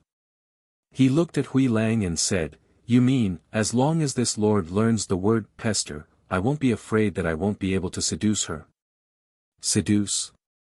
Ing Yi really didn't have the courage or the face to look up. He only wanted to say that Master was too deeply affected by the ghost doctor's love poison. Even words like seduce and seduce could come out of his noble and domineering master's mouth. Moreover, from his tone, it seemed that he was going to carry it out. At this moment, he couldn't help but raise his head and glare at Hui Lang. He only felt that he was making random moves and coming up with all sorts of messy ideas. Because, he really couldn't imagine how their noble, domineering, and somewhat aloof master would entangle a woman and try to abduct her away. In contrast to Ing Yi's reaction, Hui Lang was very excited. After hearing his master's words, his eyes lit up. Master, that's right, women have to be pestered, but they can't be pestered. You have to have a way to do it. Some women are reserved and refuse to nod easily, and some are to test how important they are to men. Master, with Master's condition, Master's pester her. If it's any other woman, why would Master pester her? Just a look, just a word, and a bunch of women will throw themselves at you. Yanzhu glanced at him and thought to himself, even Grey Wolf can tell that I'm not attracted to that woman. After thinking for a moment, he waved his hand and said, you may leave. Hui Lang, who was talking enthusiastically, was stunned for a moment. Just as he was about to open his mouth and ask, when are they going to find the ghost doctor? Ing Yi stood up from the ground and dragged him out. This subordinate will take his leave. Ing Yi said and directly dragged Hui Lang out. Glancing at the two people who left, the monarch's eyes flashed slightly. He looked at the portrait in his hand. The person in the portrait had a pair of intelligent eyes and a cunning light. The corner of her mouth had a devilish smile that made people love and hate her. It made him feel as if there was a feather stirring in his heart, stirring up a pool of spring water. Chapter 341. Achoo! Fengjiu sneezed just as she was putting the researched powder into a bottle. She rubbed her nose and whispered, could it be that someone is thinking of me? She shook her head with a smile when she heard this. She couldn't believe her sudden thought. After all, the people who would miss her were all by her side. Xiao Jiu. Guan Shilin, dressed in black, strode in with a joyful expression on his face. My mansion has been renovated. I've had people demolish and rebuild many of the things inside. I've also chosen a date to move into the mansion. It'll be in 3 days. Fengjiu smiled when she heard this. Really? That's great. I haven't had time to take a look since I came back. Come, accompany me to see how you've renovated the mansion. She handed the bottle in her hand to Ling Shuang, who was behind her. This is medicine for my father. Take it and have Leng Hua change his dressing. Then tell grandfather that I'm going to take a look at my brother's house. Because it had been several days, her father's body had recovered well and he was in good spirits, so Leng Hua was in charge of changing his dressing. Yes, Ling Shuang replied. He took the bottle of medicine and headed to Feng Zhao's courtyard. Let's go, Guan Shilin said excitedly and led her to the Guan family that he had built single-handedly. The two families lived next to each other. After walking out of the gate for a while, they saw the big house. When they came to the gate of the big house, Feng Nine stopped and looked up. Guan Shilin saw her gaze fall on the plaque covered with a red cloth. He smiled and said, I asked grandfather to inscribe the words on it. We'll open it when we enter the mansion. Come, let's go inside and take a look. N.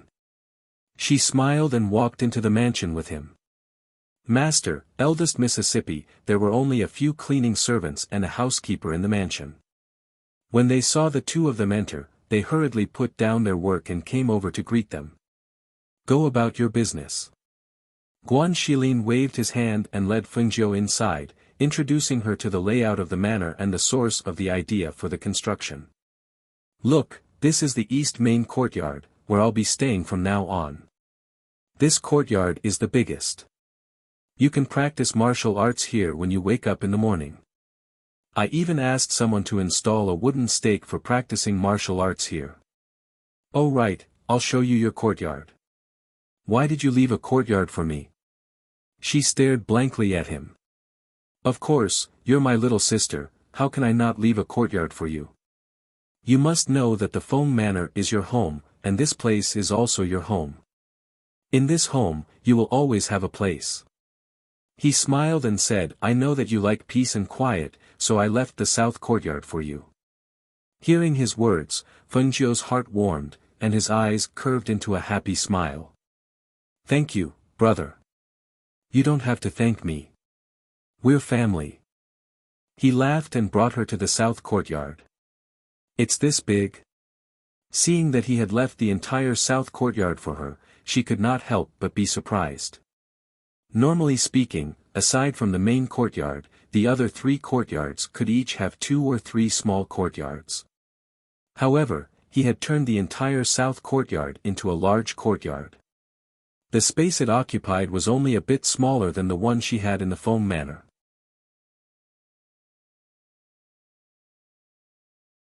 Chapter 342. The courtyard is very big and beautiful. It's just that, brother, you've left such a big place. If I don't come back in the future, it'll be a waste.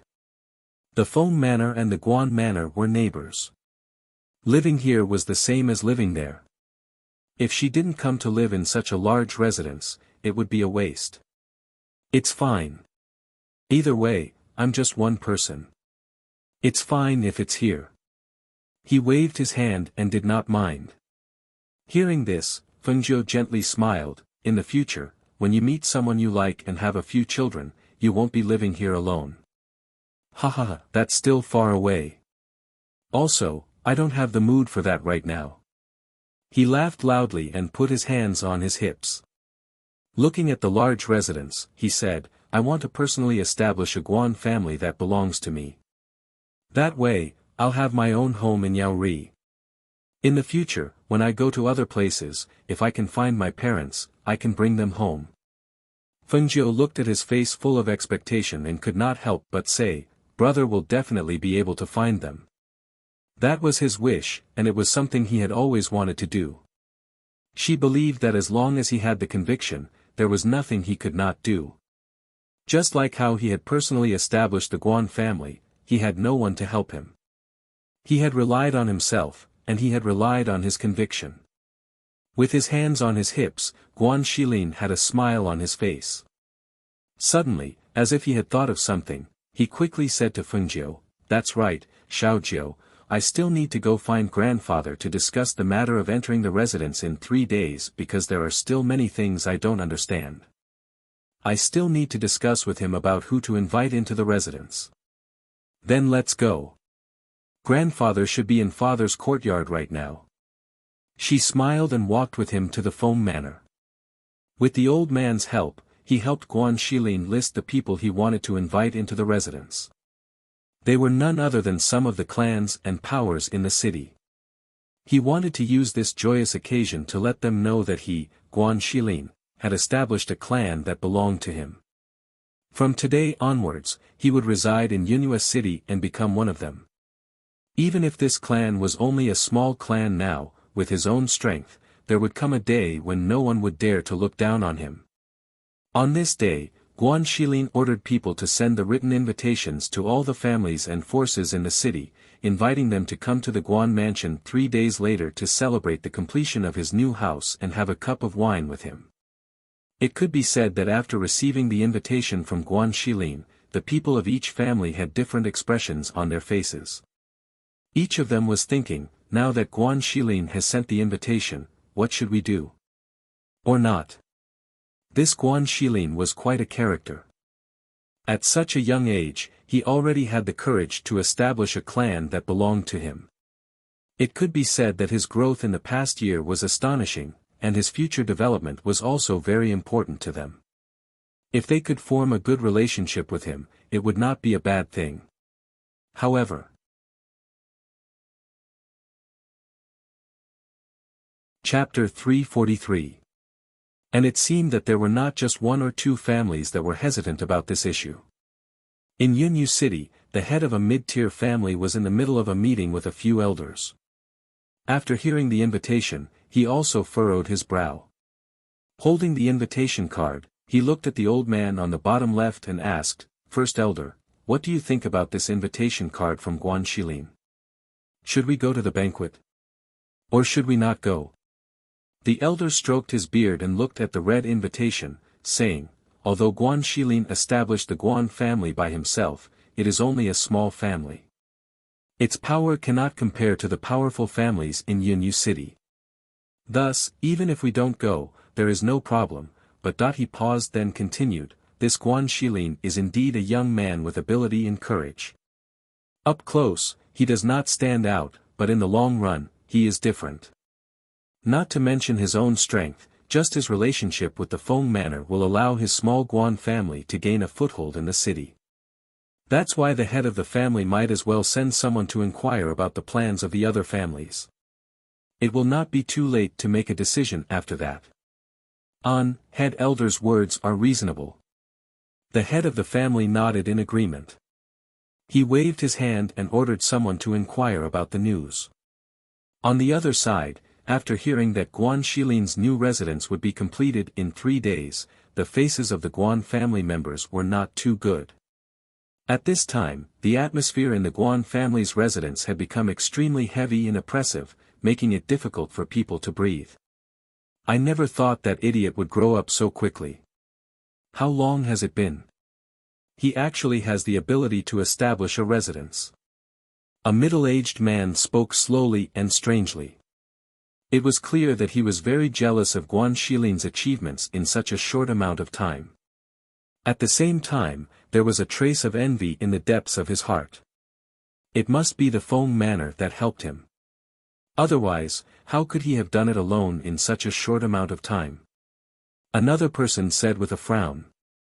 His face was also very ugly. "Tch. He has already left our Guan family and accepted Feng Shao as his foster father. How could the Feng manor not help him?" The family head had a gloomy expression as he listened to their words. After a while, he said in a gloomy voice, "Whether or not the Feng manor helped him, we do not know.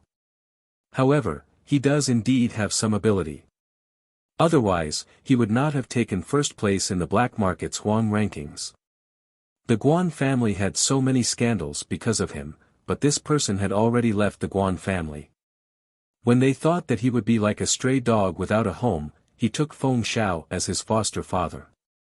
Now, he even established a small Guan family by himself. Regardless of the size of his family, it was already not easy for him to achieve this at his age.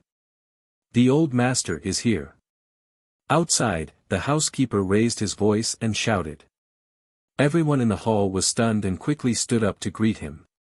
Old Master Guan walked in with a crutch in his hand. His sharp eyes glanced at everyone in the hall and then fell on the head of the family who came to greet him. The head of the Guan family helped him to the main seat and asked, "Father, why are you here? Let me ask you, did Shilin send an invitation?" Hearing the old man's words, everyone in the hall looked at each other and lowered their heads. "He did not." The head of the Guan family's voice also became stiff. It seemed that he did not think that his father would care about this issue.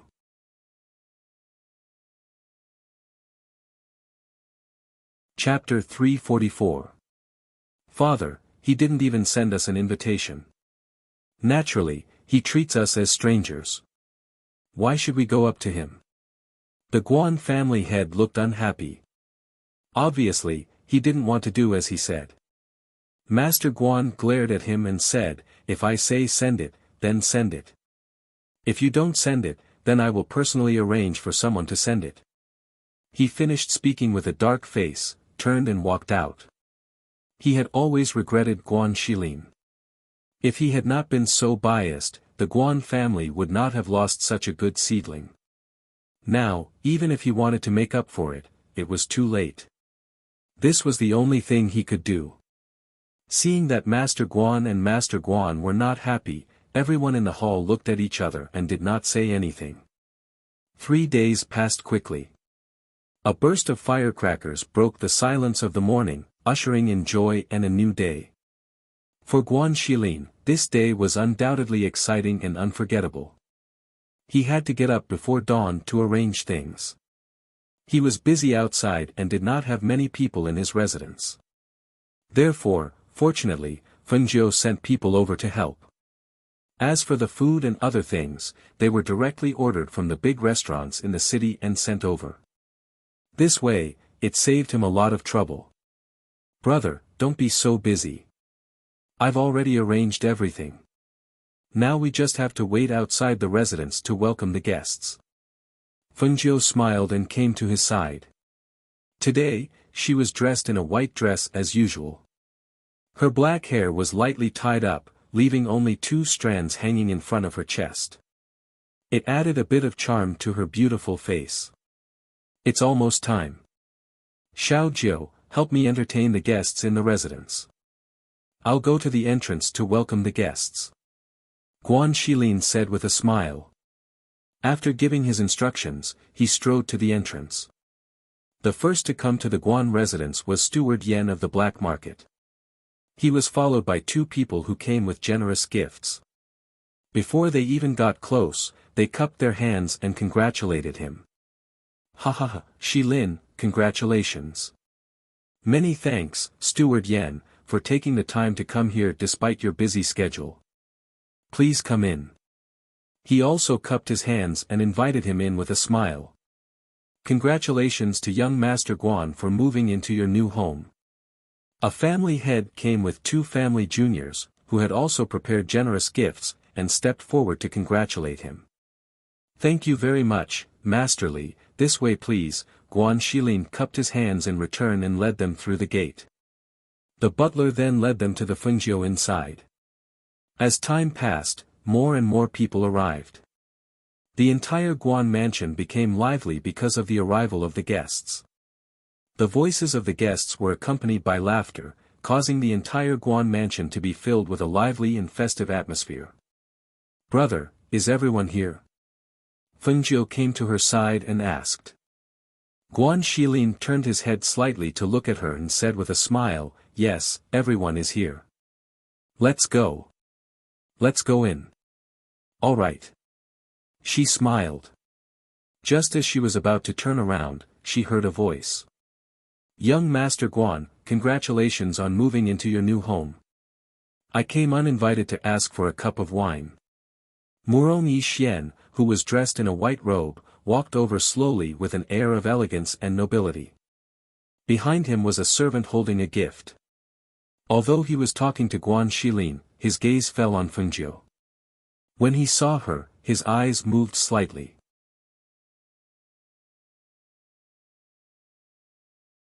Chapter 345. Please. Fengjiu turned around, glanced at Murong Yixian and made a gesture of invitation. Murong Yixian smiled faintly before he walked in. When Guan Shilin followed Murong Yixian, he saw a carriage stop in front of the gate. When the curtain was lifted and a man walked out, the smile on his face disappeared. It was Master Guan, his grandfather, who was helped out of the carriage. However, since he stepped out of the Guan clan, he had nothing to do with Guan Shilin anymore. This time, he didn't send them an invitation. In his opinion, they were ruthless to him, so he didn't need to be loyal to them. Shilin, I am here to give you a gift. Congratulations on your new house. Master Guan walked over with his walking stick. An old man behind him gave the gift to Master Guan. No need. His voice was cold and hard.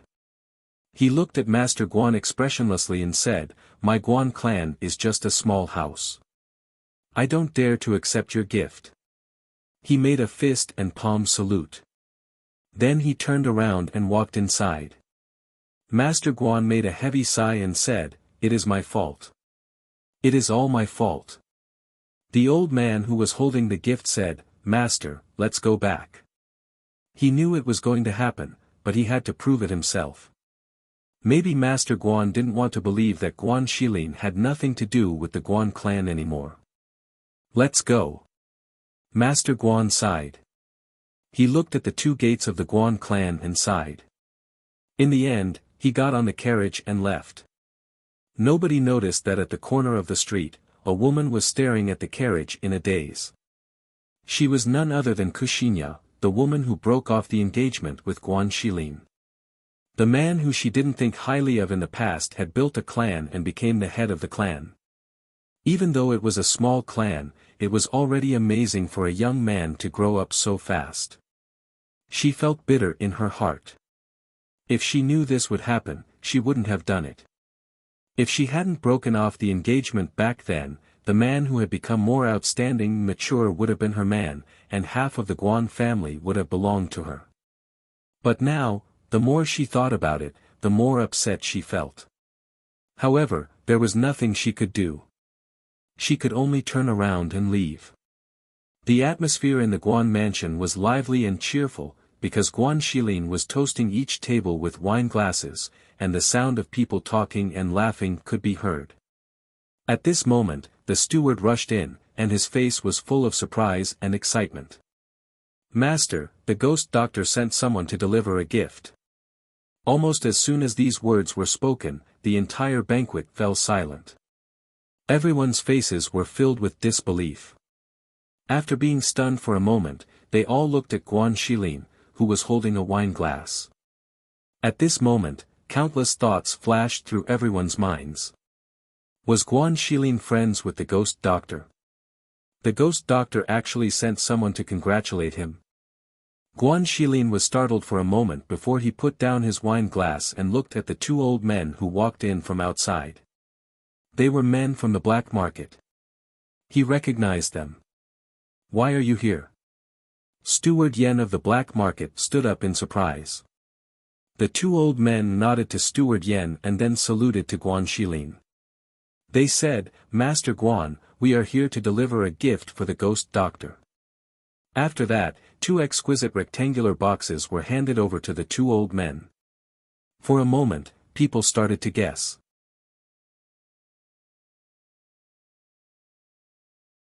Chapter 346. For a moment, everyone's curious gazes fell on Guan Shilin, guessing that since the ghost doctor was a pharmacist, would the congratulatory gift he sent be medicine as well? However, Guan Shilin obviously didn't want everyone to know.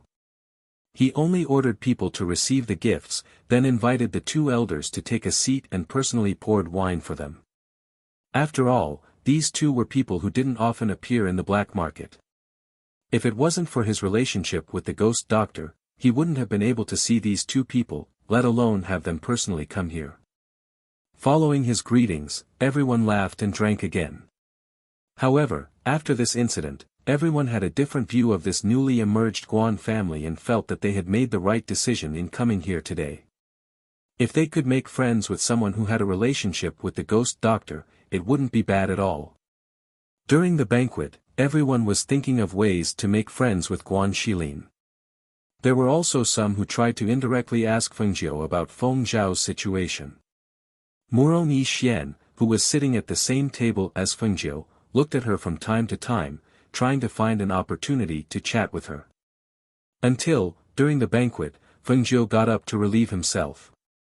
Murong Yixian also got up and followed him. When Feng Jiu walked back to the front, she saw Murong Yixian sitting in the pavilion by the rockery. Seeing this, she only glanced at him, then directly walked forward. However, after taking a few steps, she was blocked by him. "Is something the matter?" She frowned slightly, looking at him blocking her way as she asked. "Qing Gu, the marriage that my royal father arranged for you, you know about it, right?" Murong Yixian's gaze fell on her beautiful face. It was the same face, but it had a different expression. However, it couldn't be denied that it still attracted his gaze. "Marriage?" She raised her eyebrows and smiled, "Did I agree?" Hearing this, he relaxed and said, "I will try my best to persuade my father to withdraw his order. You don't have to worry too much." In his opinion, even if she did not agree to it, if his father did not withdraw the decree, she would not be able to get married. After all, the Qingtang kingdom was a sixth-grade kingdom, which was incomparable to the glorious Sun kingdom. Sometimes, there were many things that they did not have the right to speak on. This was also the difference in strength. In this world, no matter where one was, only strength was everything. For a girl as beautiful as her, if it were not for the Feng manor protecting her, she would not be able to live so freely. Fengjiu smiled and said nonchalantly, "It's better if you don't meddle in my business." She moved forward, but when she passed by him, she paused and said, "As for my marriage, other than myself, no one can decide for me." Murong Yi Xian was slightly startled. He tilted his head slightly and saw that the white figure had already moved forward. Her steps were so calm, so elegant, so calm. It was as if she did not put that matter in her eyes. Looking at her who was full of confidence and calmness, he suddenly felt a little lonely and a little startled. He did not know when, but the gentle person in his memory was no longer there. The person in front of him was familiar, but there was a strangeness that could not be ignored. It was as if the two of them could never return to the past and could never be together again. On the contrary, the distance between the two of them was getting further and further. Qing Gu, what should I do with you?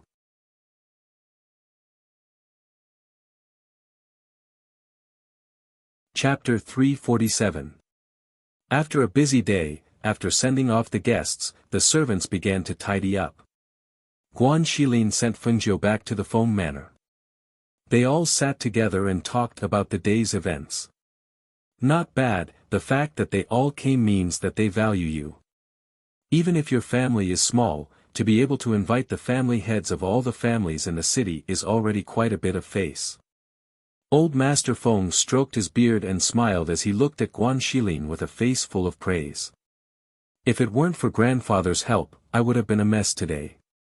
He smiled a bit embarrassedly and said, there was also Xiaojiu, who used the ghost doctor's name to get people from the black market to send gifts. When I saw those people hear that it was the ghost doctor sending gifts, their eyes widened. Ha ha ha, of course, what kind of person is the ghost doctor? In a small ninth-tier country like Yaori, even a large family would hope to be able to form a relationship with the ghost doctor. The old man looked at Fengjiu full of pride and felt very proud. No one would have thought that the famous ghost doctor was his granddaughter. Grandfather, now that the matter of brother entering the manor has come to an end, shouldn't we also take care of the manor's matters?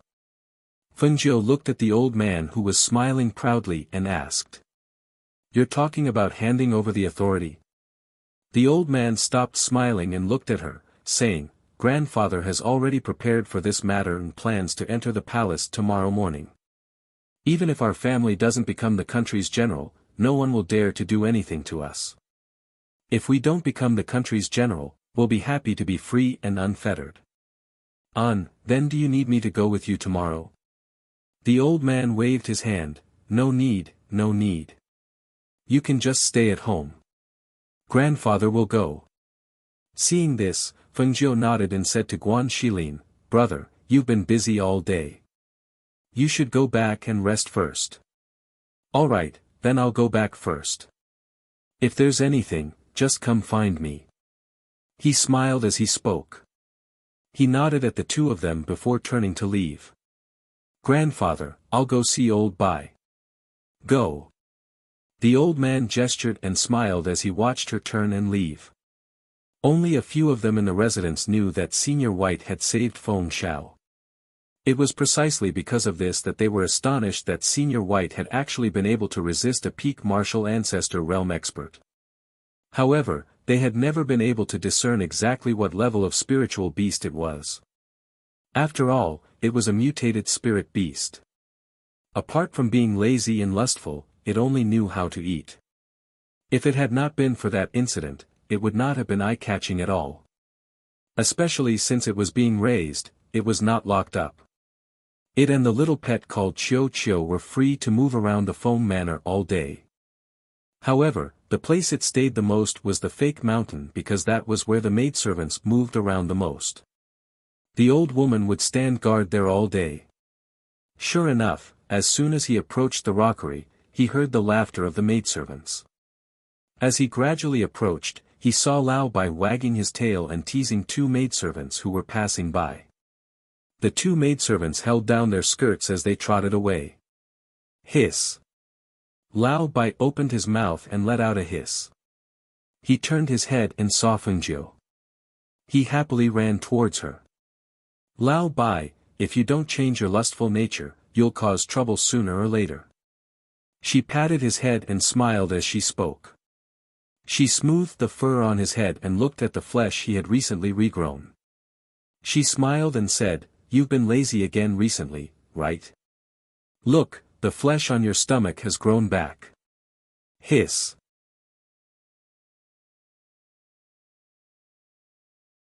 Chapter 348.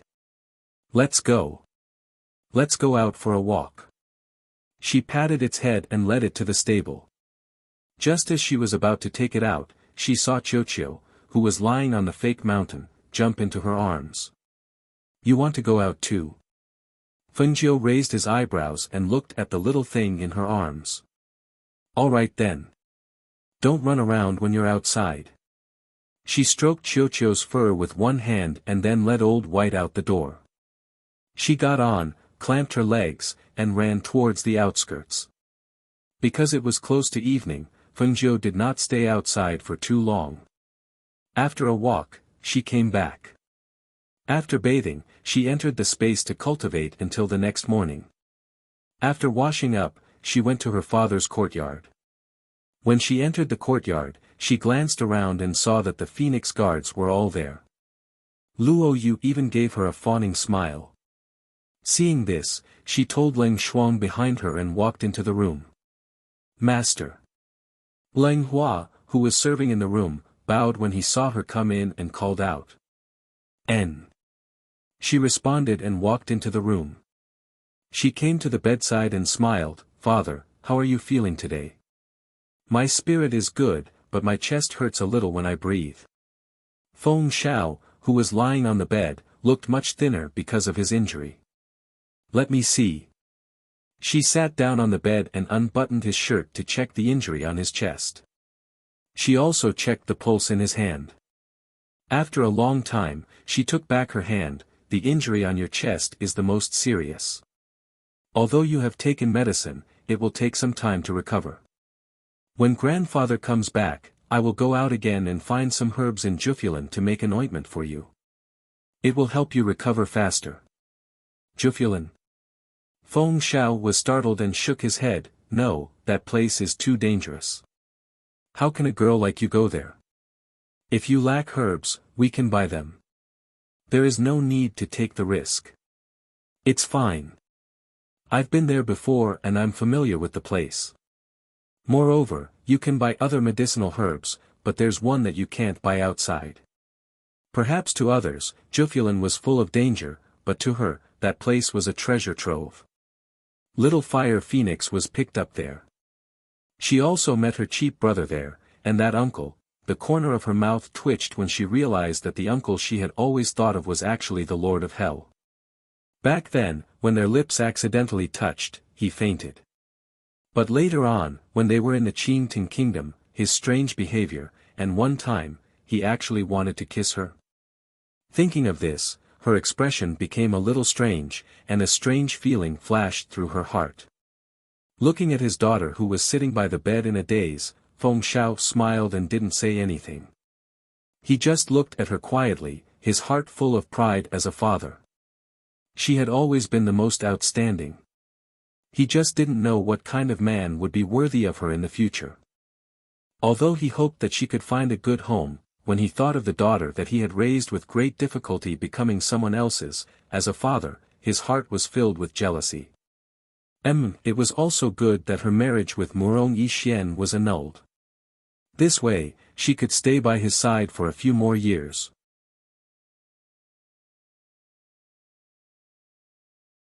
Chapter 349. Fengjiu stayed with her father for the entire morning. Only when it was close to noon did her grandfather return.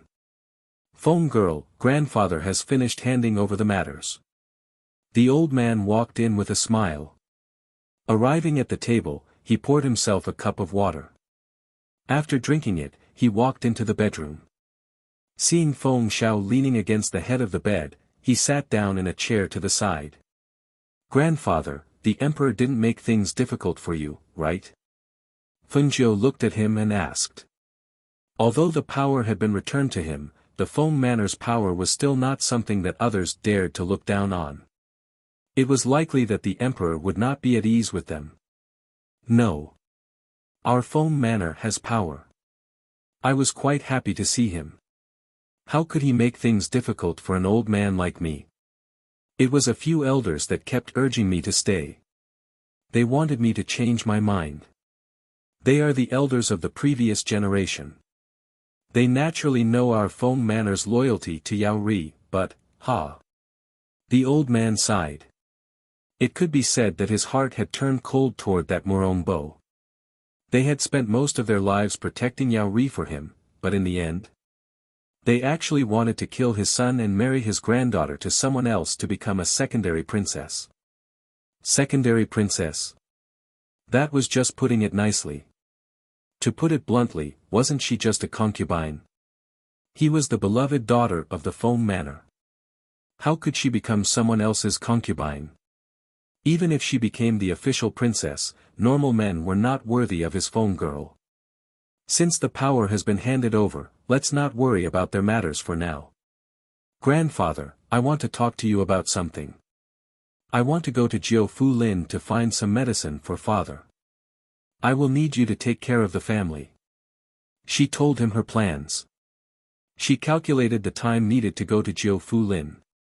Half a month was enough. Jiufu Lin. The old man furrowed his brow. That place is not safe.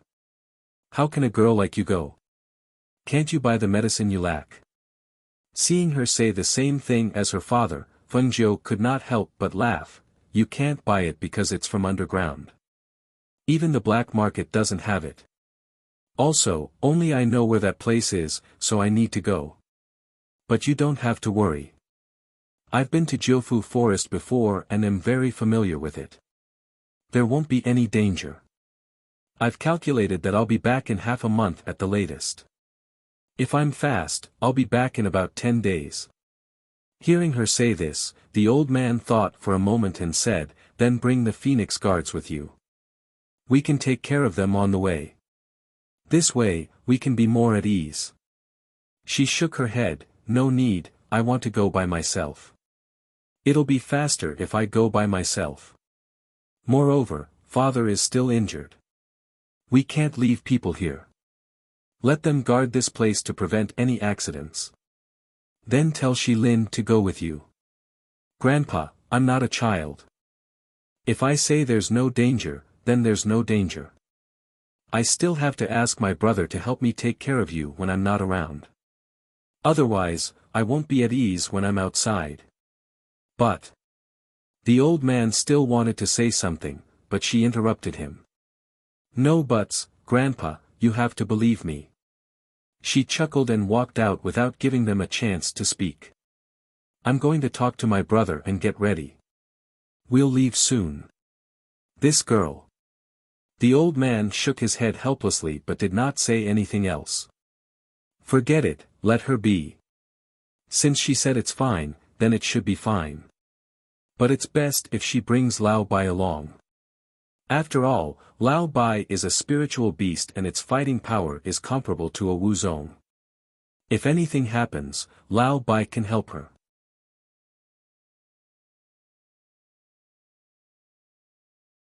Chapter 350. However, in that short amount of time, he could not find her in the manor. When he saw Ling Shuang come in from outside, he quickly called out to her and asked, Ling Shuang, where's the phone girl? Master left. She took Luo Yu with her. That girl only took Luo Yu with her to Jiufu Forest. What if she runs into danger? No, I need to have the others chase after her and protect her. The old man anxiously muttered and turned to find the Phoenix Guards. Ling Shuang originally wanted to call out to him, but after thinking about it, he decided against it. Before their master left, they had told the Phoenix Guards to properly guard the Feng Manor and protect the family head. If they still listened to the old man under their master's orders, then the Phoenix Guards would probably be removed from their master's post.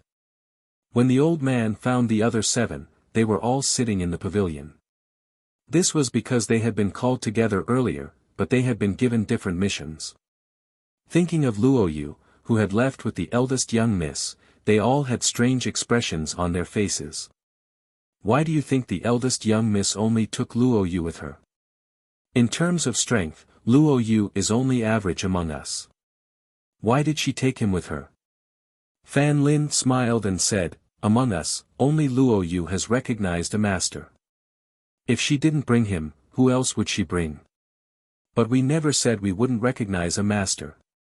We are still investigating.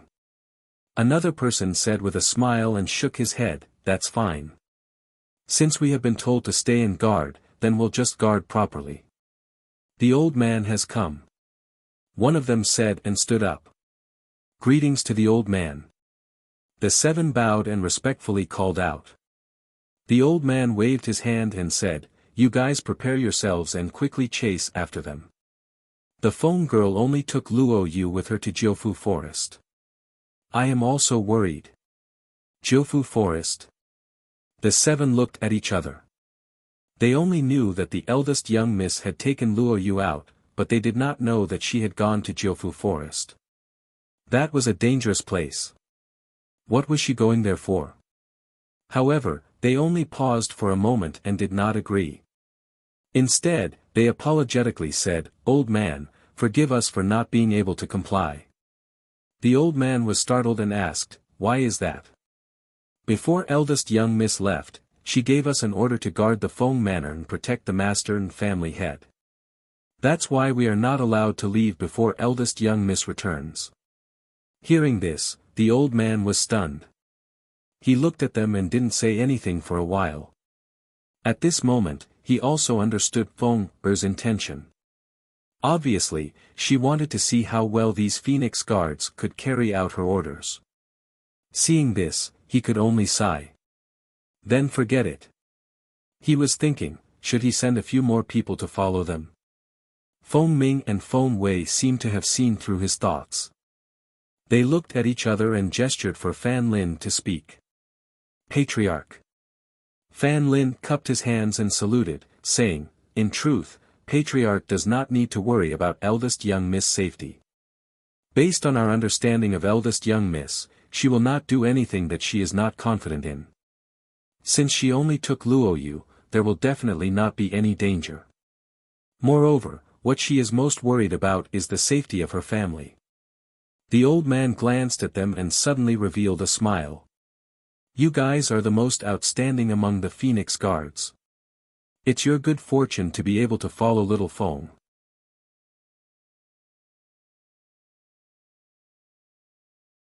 Chapter 351. On the other side, Luoyu was bitterly looking at Fengjiu, who was walking briskly in front of him. Master, we're just going out. Why do we have to make ourselves look like beggars? He tugged at the tattered clothes on his body. There were holes here and there. He didn't know which servant's clothes he had dug out from. Looking at his messy hair, it was as messy as a bird's nest. Those who didn't know would think that he hadn't washed his hair for a long time. Also, his handsome and charming face had been smeared with dust by her master. It couldn't be any uglier. Looking at the shoes on his feet, she didn't know where he had picked them up. His toes moved a little and even stretched out to cool off. Looking like this, he was even more pitiful than the beggars in Yunhua City. Looking at his master in front of him, she was also wearing tattered clothes, but slightly better than him. Her hair wasn't as messy, but her face was also smeared with dust. However, her eyes were shining brightly and were extremely eye-catching. Seeing her walking briskly and humming a tune from time to time, he couldn't help but twitch his mouth. He didn't expect his master to like this. Who didn't tidy themselves up nicely when they went out? Only a strange master like him would do the opposite. This way, I won't attract attention and won't get into trouble. She turned back and smiled at him. Her half-curved eyes were like crescent moons, giving people a good impression of her. However, this expression, coupled with her bright white teeth, didn't look like something a beggar would have. Seeing this, he sighed and said, Master, you're so beautiful. No matter how you dress, you don't look like a beggar. That's right. That's why I didn't change my clothes. I didn't want to dress as a beggar. She smiled and said, walk faster. Don't stay in this city for too long. Yes, he replied helplessly and quickly followed her. However, after following her for a while, he felt that something was wrong. He looked at the person walking leisurely in front of him. She wasn't even panting, not to mention sweating all over her face. On the other hand, he hadn't even left Yunhua City. He was already panting and sweating profusely from chasing her. How did she walk? Why was it that he couldn't catch up to her even though she was so close? Phew! Master, master, wait for me. He raised his hand to wipe his sweat as he called out in a low voice. Fengjiu, who was in front of him, stopped and looked back. Seeing that his breathing was slightly chaotic, he couldn't help but raise his eyebrows. Tired already? Looks like your stamina isn't that great either. Hearing this, Luo Yu's eyes widened. He only wanted to say, it's not that my stamina isn't good, it's that your stamina is too abnormal. But in the end, he took a few deep breaths and calmed himself down before saying, Master, shouldn't we find a carriage? How long are we going to walk at this speed? Young Master Lin said that it would take about 3 days to get to Jiufu from here. If they really had to travel by foot, then it would probably take even longer. This round trip would take up quite a bit of time, right? However, Fengjiu only smiled and glanced at him. Just follow me. With that, he continued to move forward. Luo Yu had no choice but to continue walking. He really didn't know what she was up to.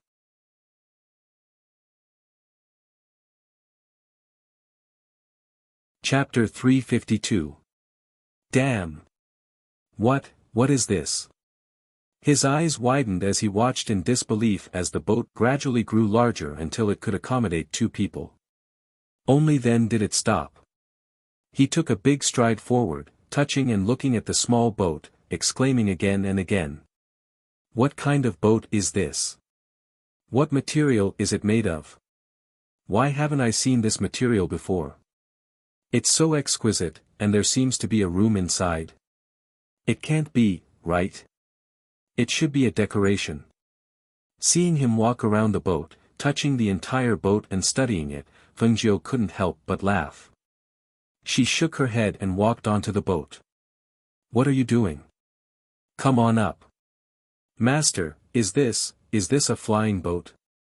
Is this really a flying boat? His eyes lit up and he looked at her with admiration. Master actually has a flying boat. This is too incredible. As soon as he finished speaking, he jumped onto the boat. He stood in the boat and looked around excitedly like a child who had found a treasure. Fengjiu took out a spirit stone from her space and pressed it into a small box at the front of the boat. The flying boat floated up. For a flying boat, other than using spirit stones to control it, it could also be controlled by spiritual power. Furthermore, after the flying boat recognized its master, it could be controlled with just a thought. As soon as the flying boat took off, Luo Yu's body swayed. He was so shocked that he quickly squatted down. He curiously looked down and felt very excited. Ha ha ha. I never thought that I, Luo Yu, would be able to ride a flying boat one day. Hearing this, Fengjiu's mouth twitched. She speechlessly looked away and sat cross-legged at the front of the boat to cultivate. As for Luo Yu, he was lying on the side of the flying boat and looking down at the wind. As the flying boat flew higher and higher, the excitement on his face gradually disappeared. He was afraid of heights and his face paled. When he looked down, he faintly felt dizzy and wanted to fall down. He glanced at Fengjiu and quickly imitated her and sat down cross-legged. He took out some water from his chinquan bag and drank a mouthful. After he calmed down, he let out a sigh of relief. After he recovered, he looked curiously at the protective shield formed by the spaceship. Under the protective cover, the wind couldn't blow in, and he didn't feel much of the airflow when the spaceship shuttled through. He could only faintly hear the sound of the airflow outside the protective cover. Because they were flying high, the white clouds seemed to be within reach. The town below was so small that it was only a black dot, but the scenery in the distance was so beautiful and enchanting. With the help of the flying ship, the journey that would have taken 3 days by horse carriage was shortened to 1 day. Before the sun had even risen the next day, they had already arrived at the boundary of the 9 Valleys forest. Fengjiu steered the spaceship to a place where there was no one, then he waved his hand and stored the spaceship away. Seeing that the sky was still dark, he said to Luoyu, "Let's wait until dawn before going in. Let's find something to eat first." "Master, let's go over there. It's cooler under the tree over there."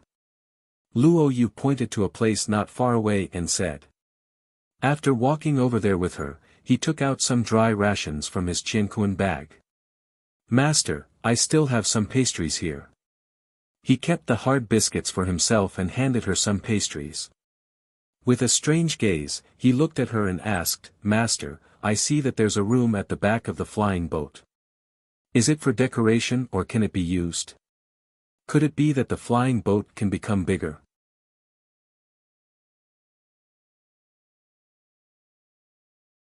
Chapter 353. Fengjiu glanced at him and said, "This spaceship can be big or small. Naturally, the things on board can be big and useful." She paused and said, "Forget about the spaceship after we leave here. Don't get into trouble." "Yes, I understand," he replied. If the monarch and the others knew that she had a spaceship, they would definitely fight for it. After all, such a magical flying instrument was not something that anyone could have. She did not say anything else and he did not ask. The two ate quietly until the sky was about to brighten. Luoyu stood up and looked around. He asked with some uncertainty, "Master, although this 9 volts forest is a dangerous place, it doesn't mean that no one has come here. Why haven't we seen anyone enter after sitting here for so long? I don't come here often. How would I know?" She rolled her eyes and was about to walk in when she suddenly heard a sound. She looked up at the sky.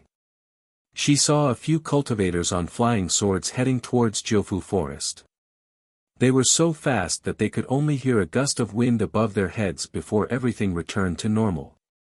"They are cultivators. I wonder which country they are from." Luoyu said enviously, "It would be great if we could fly on a sword." Thinking about the feeling of flying on a sword made his whole body feel comfortable. Hearing this, Fengjiu chuckled, "Can't you fly on a sword when you are a martial arts grandmaster? Hurry up and practice. Once you are a martial arts grandmaster, you can also fly on a sword." "Even if I am a martial arts grandmaster, I still need the sword manipulation chant. Besides, I am only a martial arts grandmaster and the mid-stage of the Black Realm. It will take me a few years to reach the peak." In fact, their practice speed was already very fast. After all, the master and the others were only martial arts grandmasters. Their ability was already considered the best among their peers. Fengjiu glanced at him. Seeing his self-satisfied face, he smiled and did not say anything. He just sped up and rushed forward. Luoyu saw this and quickened his pace as well. The two figures rushed into the depths of Jiufu Forest one after the other. They did not waste time in the outer area. In the evening, the two of them had already entered the inner circle. Because the sky was dark, they rested under a tree. "Master, you rest here. I'll go hunt some game for dinner," Luoyu said as he got up and walked around. "Be careful, don't go too far," Fengjiu said, raising his eyes to look in the direction he had left. He took out some of the herbs he had picked along the way and sorted them out, making a few self-defense medicines. However, when the sky darkened and she finished mixing the herbs, she realized that Luoyu had not returned for a long time. At this time, she felt that something was not right. After putting away the bottles of medicine, she stood up and looked around. At first, she didn't pay much attention to it because this was just the beginning of the inner circle. Even if there was danger, with Luo Yu's skills, it shouldn't be a problem. But what was going on now? He had actually disappeared without a trace. She closed her eyes and released her soul consciousness. Sure enough, she couldn't sense Luo Yu's aura anywhere. She opened her eyes, her expression slightly changed, and her brows slightly furrowed. What exactly happened?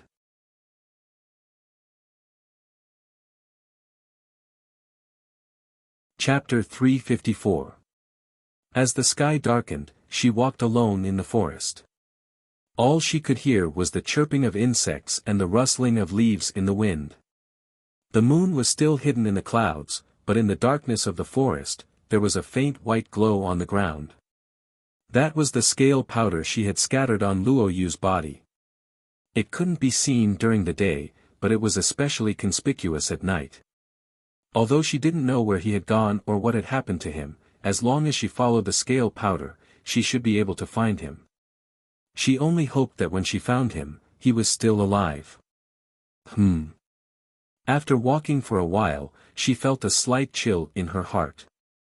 She felt a gust of night wind blow and goosebumps appeared all over her body. She paused for a moment, then picked up a tree branch and lit a fire. She used the fire to illuminate the path ahead, and also to see her surroundings more clearly. Logically speaking, she had been to Jufulan Forest before, so there shouldn't be any strange things or unknown dangers. But at this time, she followed the scale powder and found that she was walking further and further into the inner area. And based on the amount of scale powder scattered on the ground, Luo Yu probably didn't fight with anyone. Because the amount of scale powder scattered on the ground was very uniform, as if it was scattered on the ground very naturally. There wasn't any trace of a fight. Come on. Come on. Suddenly, a soft and distant voice drifted into her ears. It was like the gentle voice of a mother, causing her expression to relax. It also seemed to contain the magical power of hypnosis, destroying her willpower and causing her gaze to gradually become blurred. She moved her footsteps forward step by step, following the direction of the voice. Come on. Come on. It was as if there was a breath that enveloped her. In the haze, she seemed to see a pair of hands waving at her in front of her. A voice gently called her, asking her to follow it. Everything around her seemed to become blurry and her mind seemed to be blank. She stared blankly in front of her. Only that voice reverberated in her ears, guiding her. Suddenly, a sharp pain came from her arm. Her heart shook and she stopped in her tracks. She abruptly regained her senses and saw that her arm had been cut by a tree branch. With the help of the torch in her hand, she could see that blood was seeping out. It was this sharp pain that brought her back to her senses. Thinking of this, her heart sank, and her expression became serious. That voice was too strange, and she was almost bewitched by it. However, what was that? Was it a human? Or, a ghost? She guarded her mind and looked around vigilantly. Everything was normal and there was nothing out of the ordinary. However, that voice came from an unknown place. Come on. This time, she actually saw two ghostly green flames dancing in front of her. The flames spun in front of her, and the sound seemed to be coming from the green flames. It was blurry and somewhat unreal. In an instant, her mind raced. The last time she came here, she didn't have these things. How could there be these things here? Since this thing had the ability to confuse people, why didn't she just go with the flow and see where this green will-o'-the-wisp could take her? At this moment, she was very sure that Luo Yu's disappearance had something to do with the ghostly fire and that strange voice.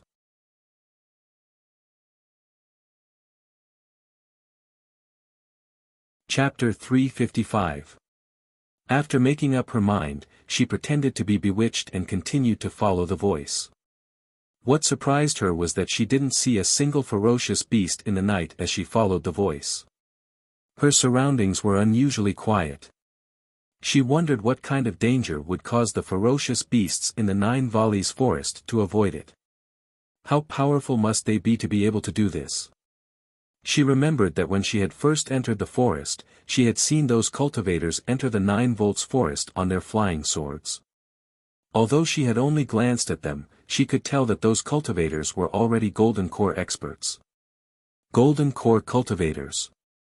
If they were in a small 9th grade country, a single golden core cultivator could cause an uproar in the country with a stomp of their feet. One had to know that in the Qingtang country, some of the patriarchs of the large families were only golden core cultivators. Thus, she guessed that those golden core cultivators who rode on flying swords into the 9 valleys forest were at least from a 6th grade country. However, if they were from such a country, why would they come to a small country like the glorious Sun country? With doubts in her heart, she walked for 6 hours. Then, she saw the green flame in front of her fly forward with a whoosh. At this time, she heard a faint angry voice in front of her. Just as she was about to move forward, little Fire Phoenix's anxious and worried voice suddenly sounded in her mind. "Stupid woman! You can't go any further, it's very dangerous." "Little Fire? You're awake." Feng Jiu was slightly startled. She stopped and asked with surprise. "Of course, how can I talk to you if I'm not awake? You can't go any further. You won't be able to handle it with your current strength." Little Huafeng replied proudly. "You can't go any further. You can't handle it with your current strength." Hearing this, Feng Jiu paused for a moment. She narrowed her eyes and said with her divine sense, "Luo Yu should be in front. I brought him out, I can't just ignore him." In the space, little Fire Phoenix heard this and immediately shouted, "Stupid woman! Didn't you hear me say it's very dangerous? If I say it's dangerous, it must be dangerous. You know it's dangerous yet you still jump in, are you stupid?" In its opinion, Luo Yu was only a subordinate, an insignificant person. If he died, it wouldn't care, but this woman was different. She was its contractor, its master. If she died, it wouldn't be able to live. Moreover, in its opinion, a master who would die for a subordinate was definitely an idiot. Because it was not worth it in the first place. Even a fool would not do that. But looking at this stupid woman, its mind thinking of this, it felt a burst of anger in its heart. Why did it have to worry as soon as it woke up? But it shouldn't have to worry about these things in the first place. But it couldn't help it. Feng Jiu listened to its anxious scolding and slowly narrowed her eyes. Using her divine sense, she said softly, "Little Fire, if you were in this situation, I would save you at all costs. Even if I know it's dangerous, I can't just stand by and do nothing." Hearing this, little Fire Phoenix's heart trembled. He sat in a space in a daze. The anxiety and anger in his heart disappeared without a trace because of her words. A strange expression appeared on his delicate little face.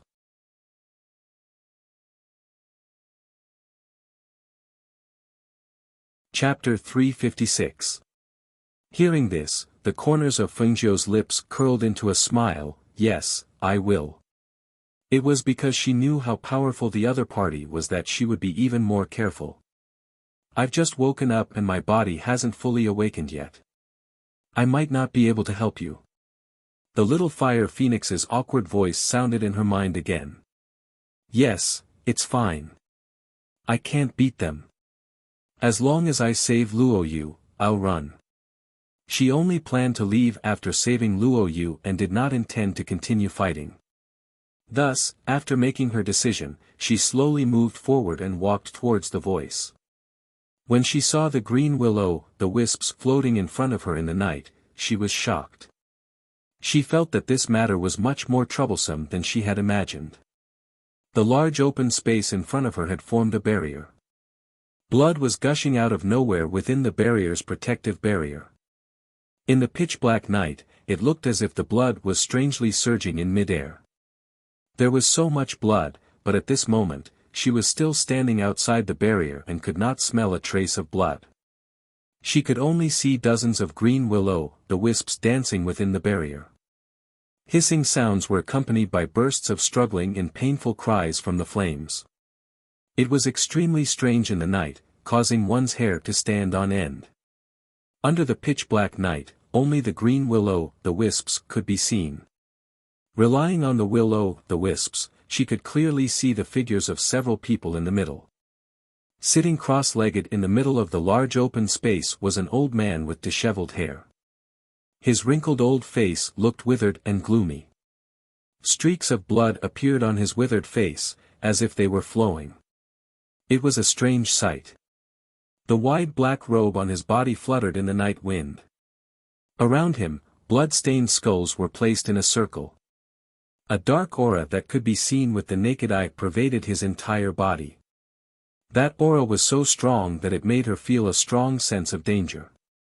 It was as if a voice was telling her not to go any closer. Otherwise, she would definitely die here.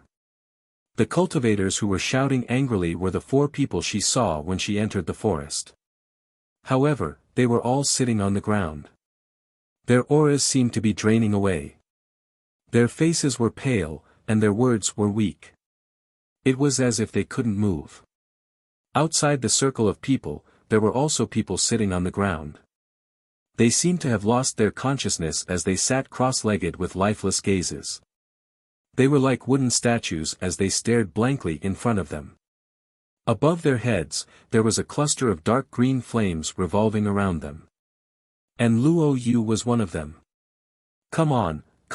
Suddenly, a long-haired woman in a blood-red dress silently appeared in front of her like a ghost. The pale face that suddenly enlarged in front of her had no trace of blood, but the pair of lips were strangely red, and the pair of eyes that gave off a cold and ghostly aura made one's hair stand on end.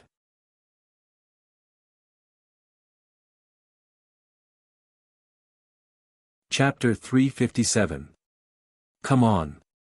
The woman in blood-red clothes walked backward, waving her pale hands in front of Fengjiu. Her blood-red eyes, which were cold and ghostly, stared straight at her, as if she wanted to look into the depths of her soul. Perhaps it was because she was confident in her own ability, but she did not doubt that this girl, who followed her like a puppet, would not be under her control. After all, this girl, who was dirty and messy like a beggar, was not eye-catching at all. In her eyes, this girl was the same as those people. They had all come here to sacrifice themselves. There was no exception. Feng Jiu's eyes were empty as she walked in a daze. She was like a puppet that had lost its soul, but she was secretly paying attention to the movements around her. She discovered that the skinny and strange old man sitting in the middle did not pay much attention to her arrival, nor was he vigilant. He didn't even look in her direction. Obviously, he didn't put her in his eyes. She was slightly relieved. The old man should be an expert at the peak of the gold core realm. If he looked into her eyes, she was not sure that she could not be discovered under such circumstances. After entering the barrier, the thick stench of blood, accompanied by a nauseating stench, almost made her vomit. It was the stench that seeped out from the ground. It was very unpleasant. Smelling the stench, she couldn't help but wonder how many corpses were buried under the ground.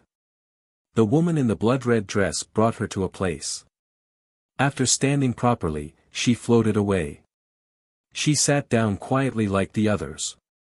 She looked around and saw that the woman in the blood-red dress was floating in the air without touching the ground. That's right, if it wasn't a ghost, how could it appear so silently? She calculated in her heart that she would not be able to win against the old monster at the peak of the Jindan stage, but it should not be a big problem for her to escape with Luoyu. Another thing was that she noticed that the people sitting around her, except for the 4 Jindan stage cultivators and herself, had all lost their consciousness. The strange old man and the woman in blood-red clothes seemed to be waiting for something. They did not attack the people around them. She hadn't done anything to them yet, but that didn't mean she wouldn't. Every cell in her body was screaming for danger. Just as she was thinking about how to take Luoyu away, she heard the angry laughter of the Golden Core stage cultivators in front of her. We've known each other for so many years, but I didn't expect that you would even scheme against us. We were really blind. You entered the Tao as a devil. Even if you survive this calamity, you won't be able to go far. Ha ha ha ha, fellow cultivators, it's a worthy death for you to be able to prolong my life. After all, you don't have many years left in your lifespan. Isn't it better to use your remaining lifespan to help me? The skinny old man laughed sinisterly. His voice was cold and ruthless. So he was tricked into coming here. Fengjiu looked at them in surprise. She was not in the mood to pay attention to them. She felt that as the night deepened, the blood qi in the enchantment became thicker and thicker. She knew that she could not wait any longer. So she gritted her teeth, stood up from the ground with a whoosh, and quickly rushed forward to pull up Luoyu, who was sitting on the ground in a daze, and covered his mouth and nose with her other hand.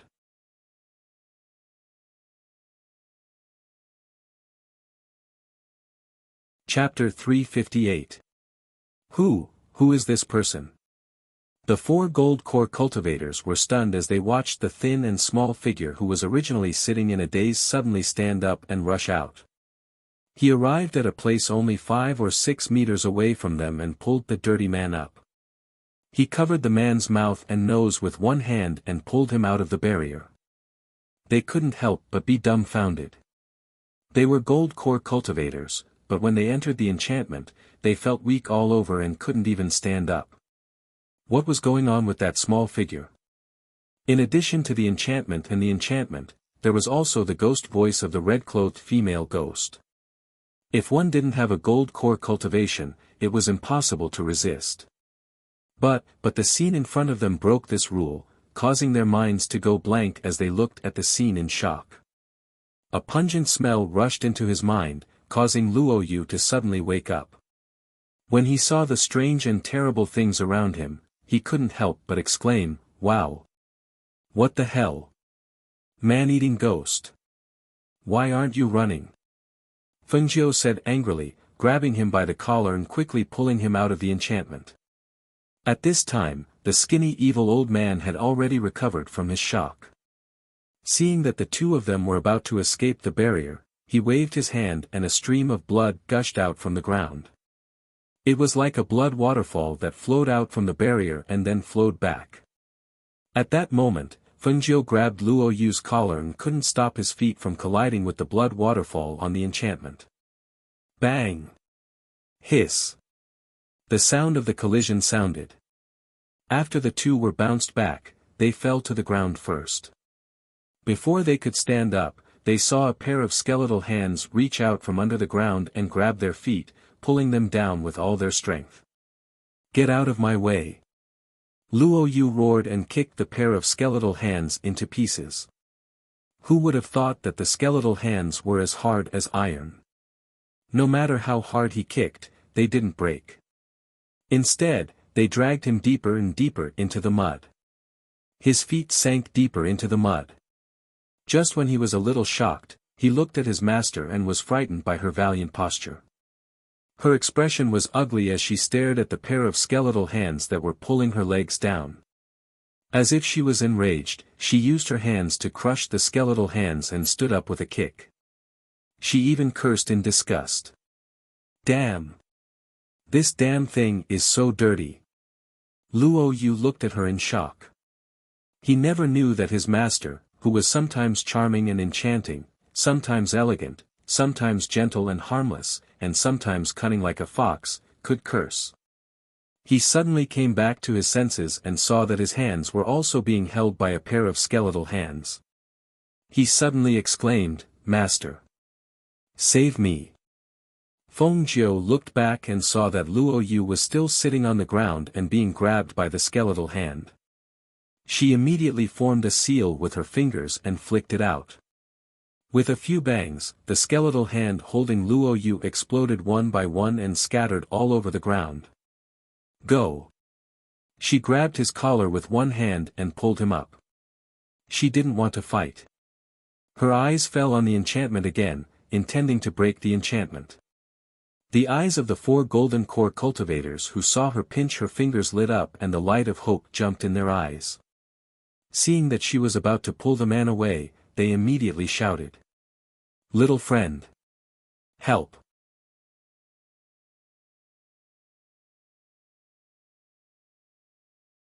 Chapter 359. It was already good enough that she could escape with Luo Yu. Saving them? Who knew if the two of them would also die here? Risking death to save a few golden core cultivators who had no relatives or friends. She wasn't that kind. Since you're here, then stay. The skinny, evil old man said sinisterly. As soon as his voice fell, the blood-robed female ghost who was originally floating behind him called out in a low voice. Come on. Come on. Stay. Stayed up. The blood-robed female ghost swept through the air, and with a whoosh, she flew towards Fengjiu and Luo Yu. Her voice was soft and strange, faintly revealing a cold aura. Fengjiu noticed that Luo Yu, who was originally pulled up by her, began to lose his consciousness after hearing the voice that seemed to be able to control people's minds. At that moment, she stretched out her hand and slapped the back of his head, scolding, "What are you daydreaming about? If you daydream again, you'll stay here with her." Hiss. Once he felt the pain, Luo Yu woke up again. Seeing that he had almost lost his consciousness again, he couldn't help but feel a wave of fear. "Master, this ghost thing is too powerful. I can't hear her voice." He didn't want to, but for some reason, when he heard that soft voice, he forgot where he was. His entire brain was dizzy, and his consciousness was completely out of control. That's a ghost cultivator with some cultivation.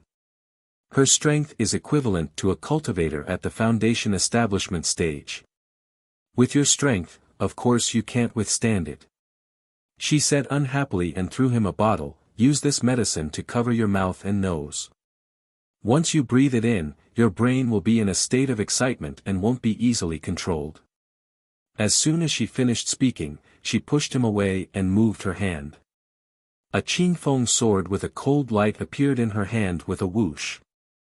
With a sweep of her hand, it was accompanied by a sharp sword aura as it pierced towards the blood-robed female ghost floating over. Seeing this, Luo Yu hurriedly opened it and took a sniff.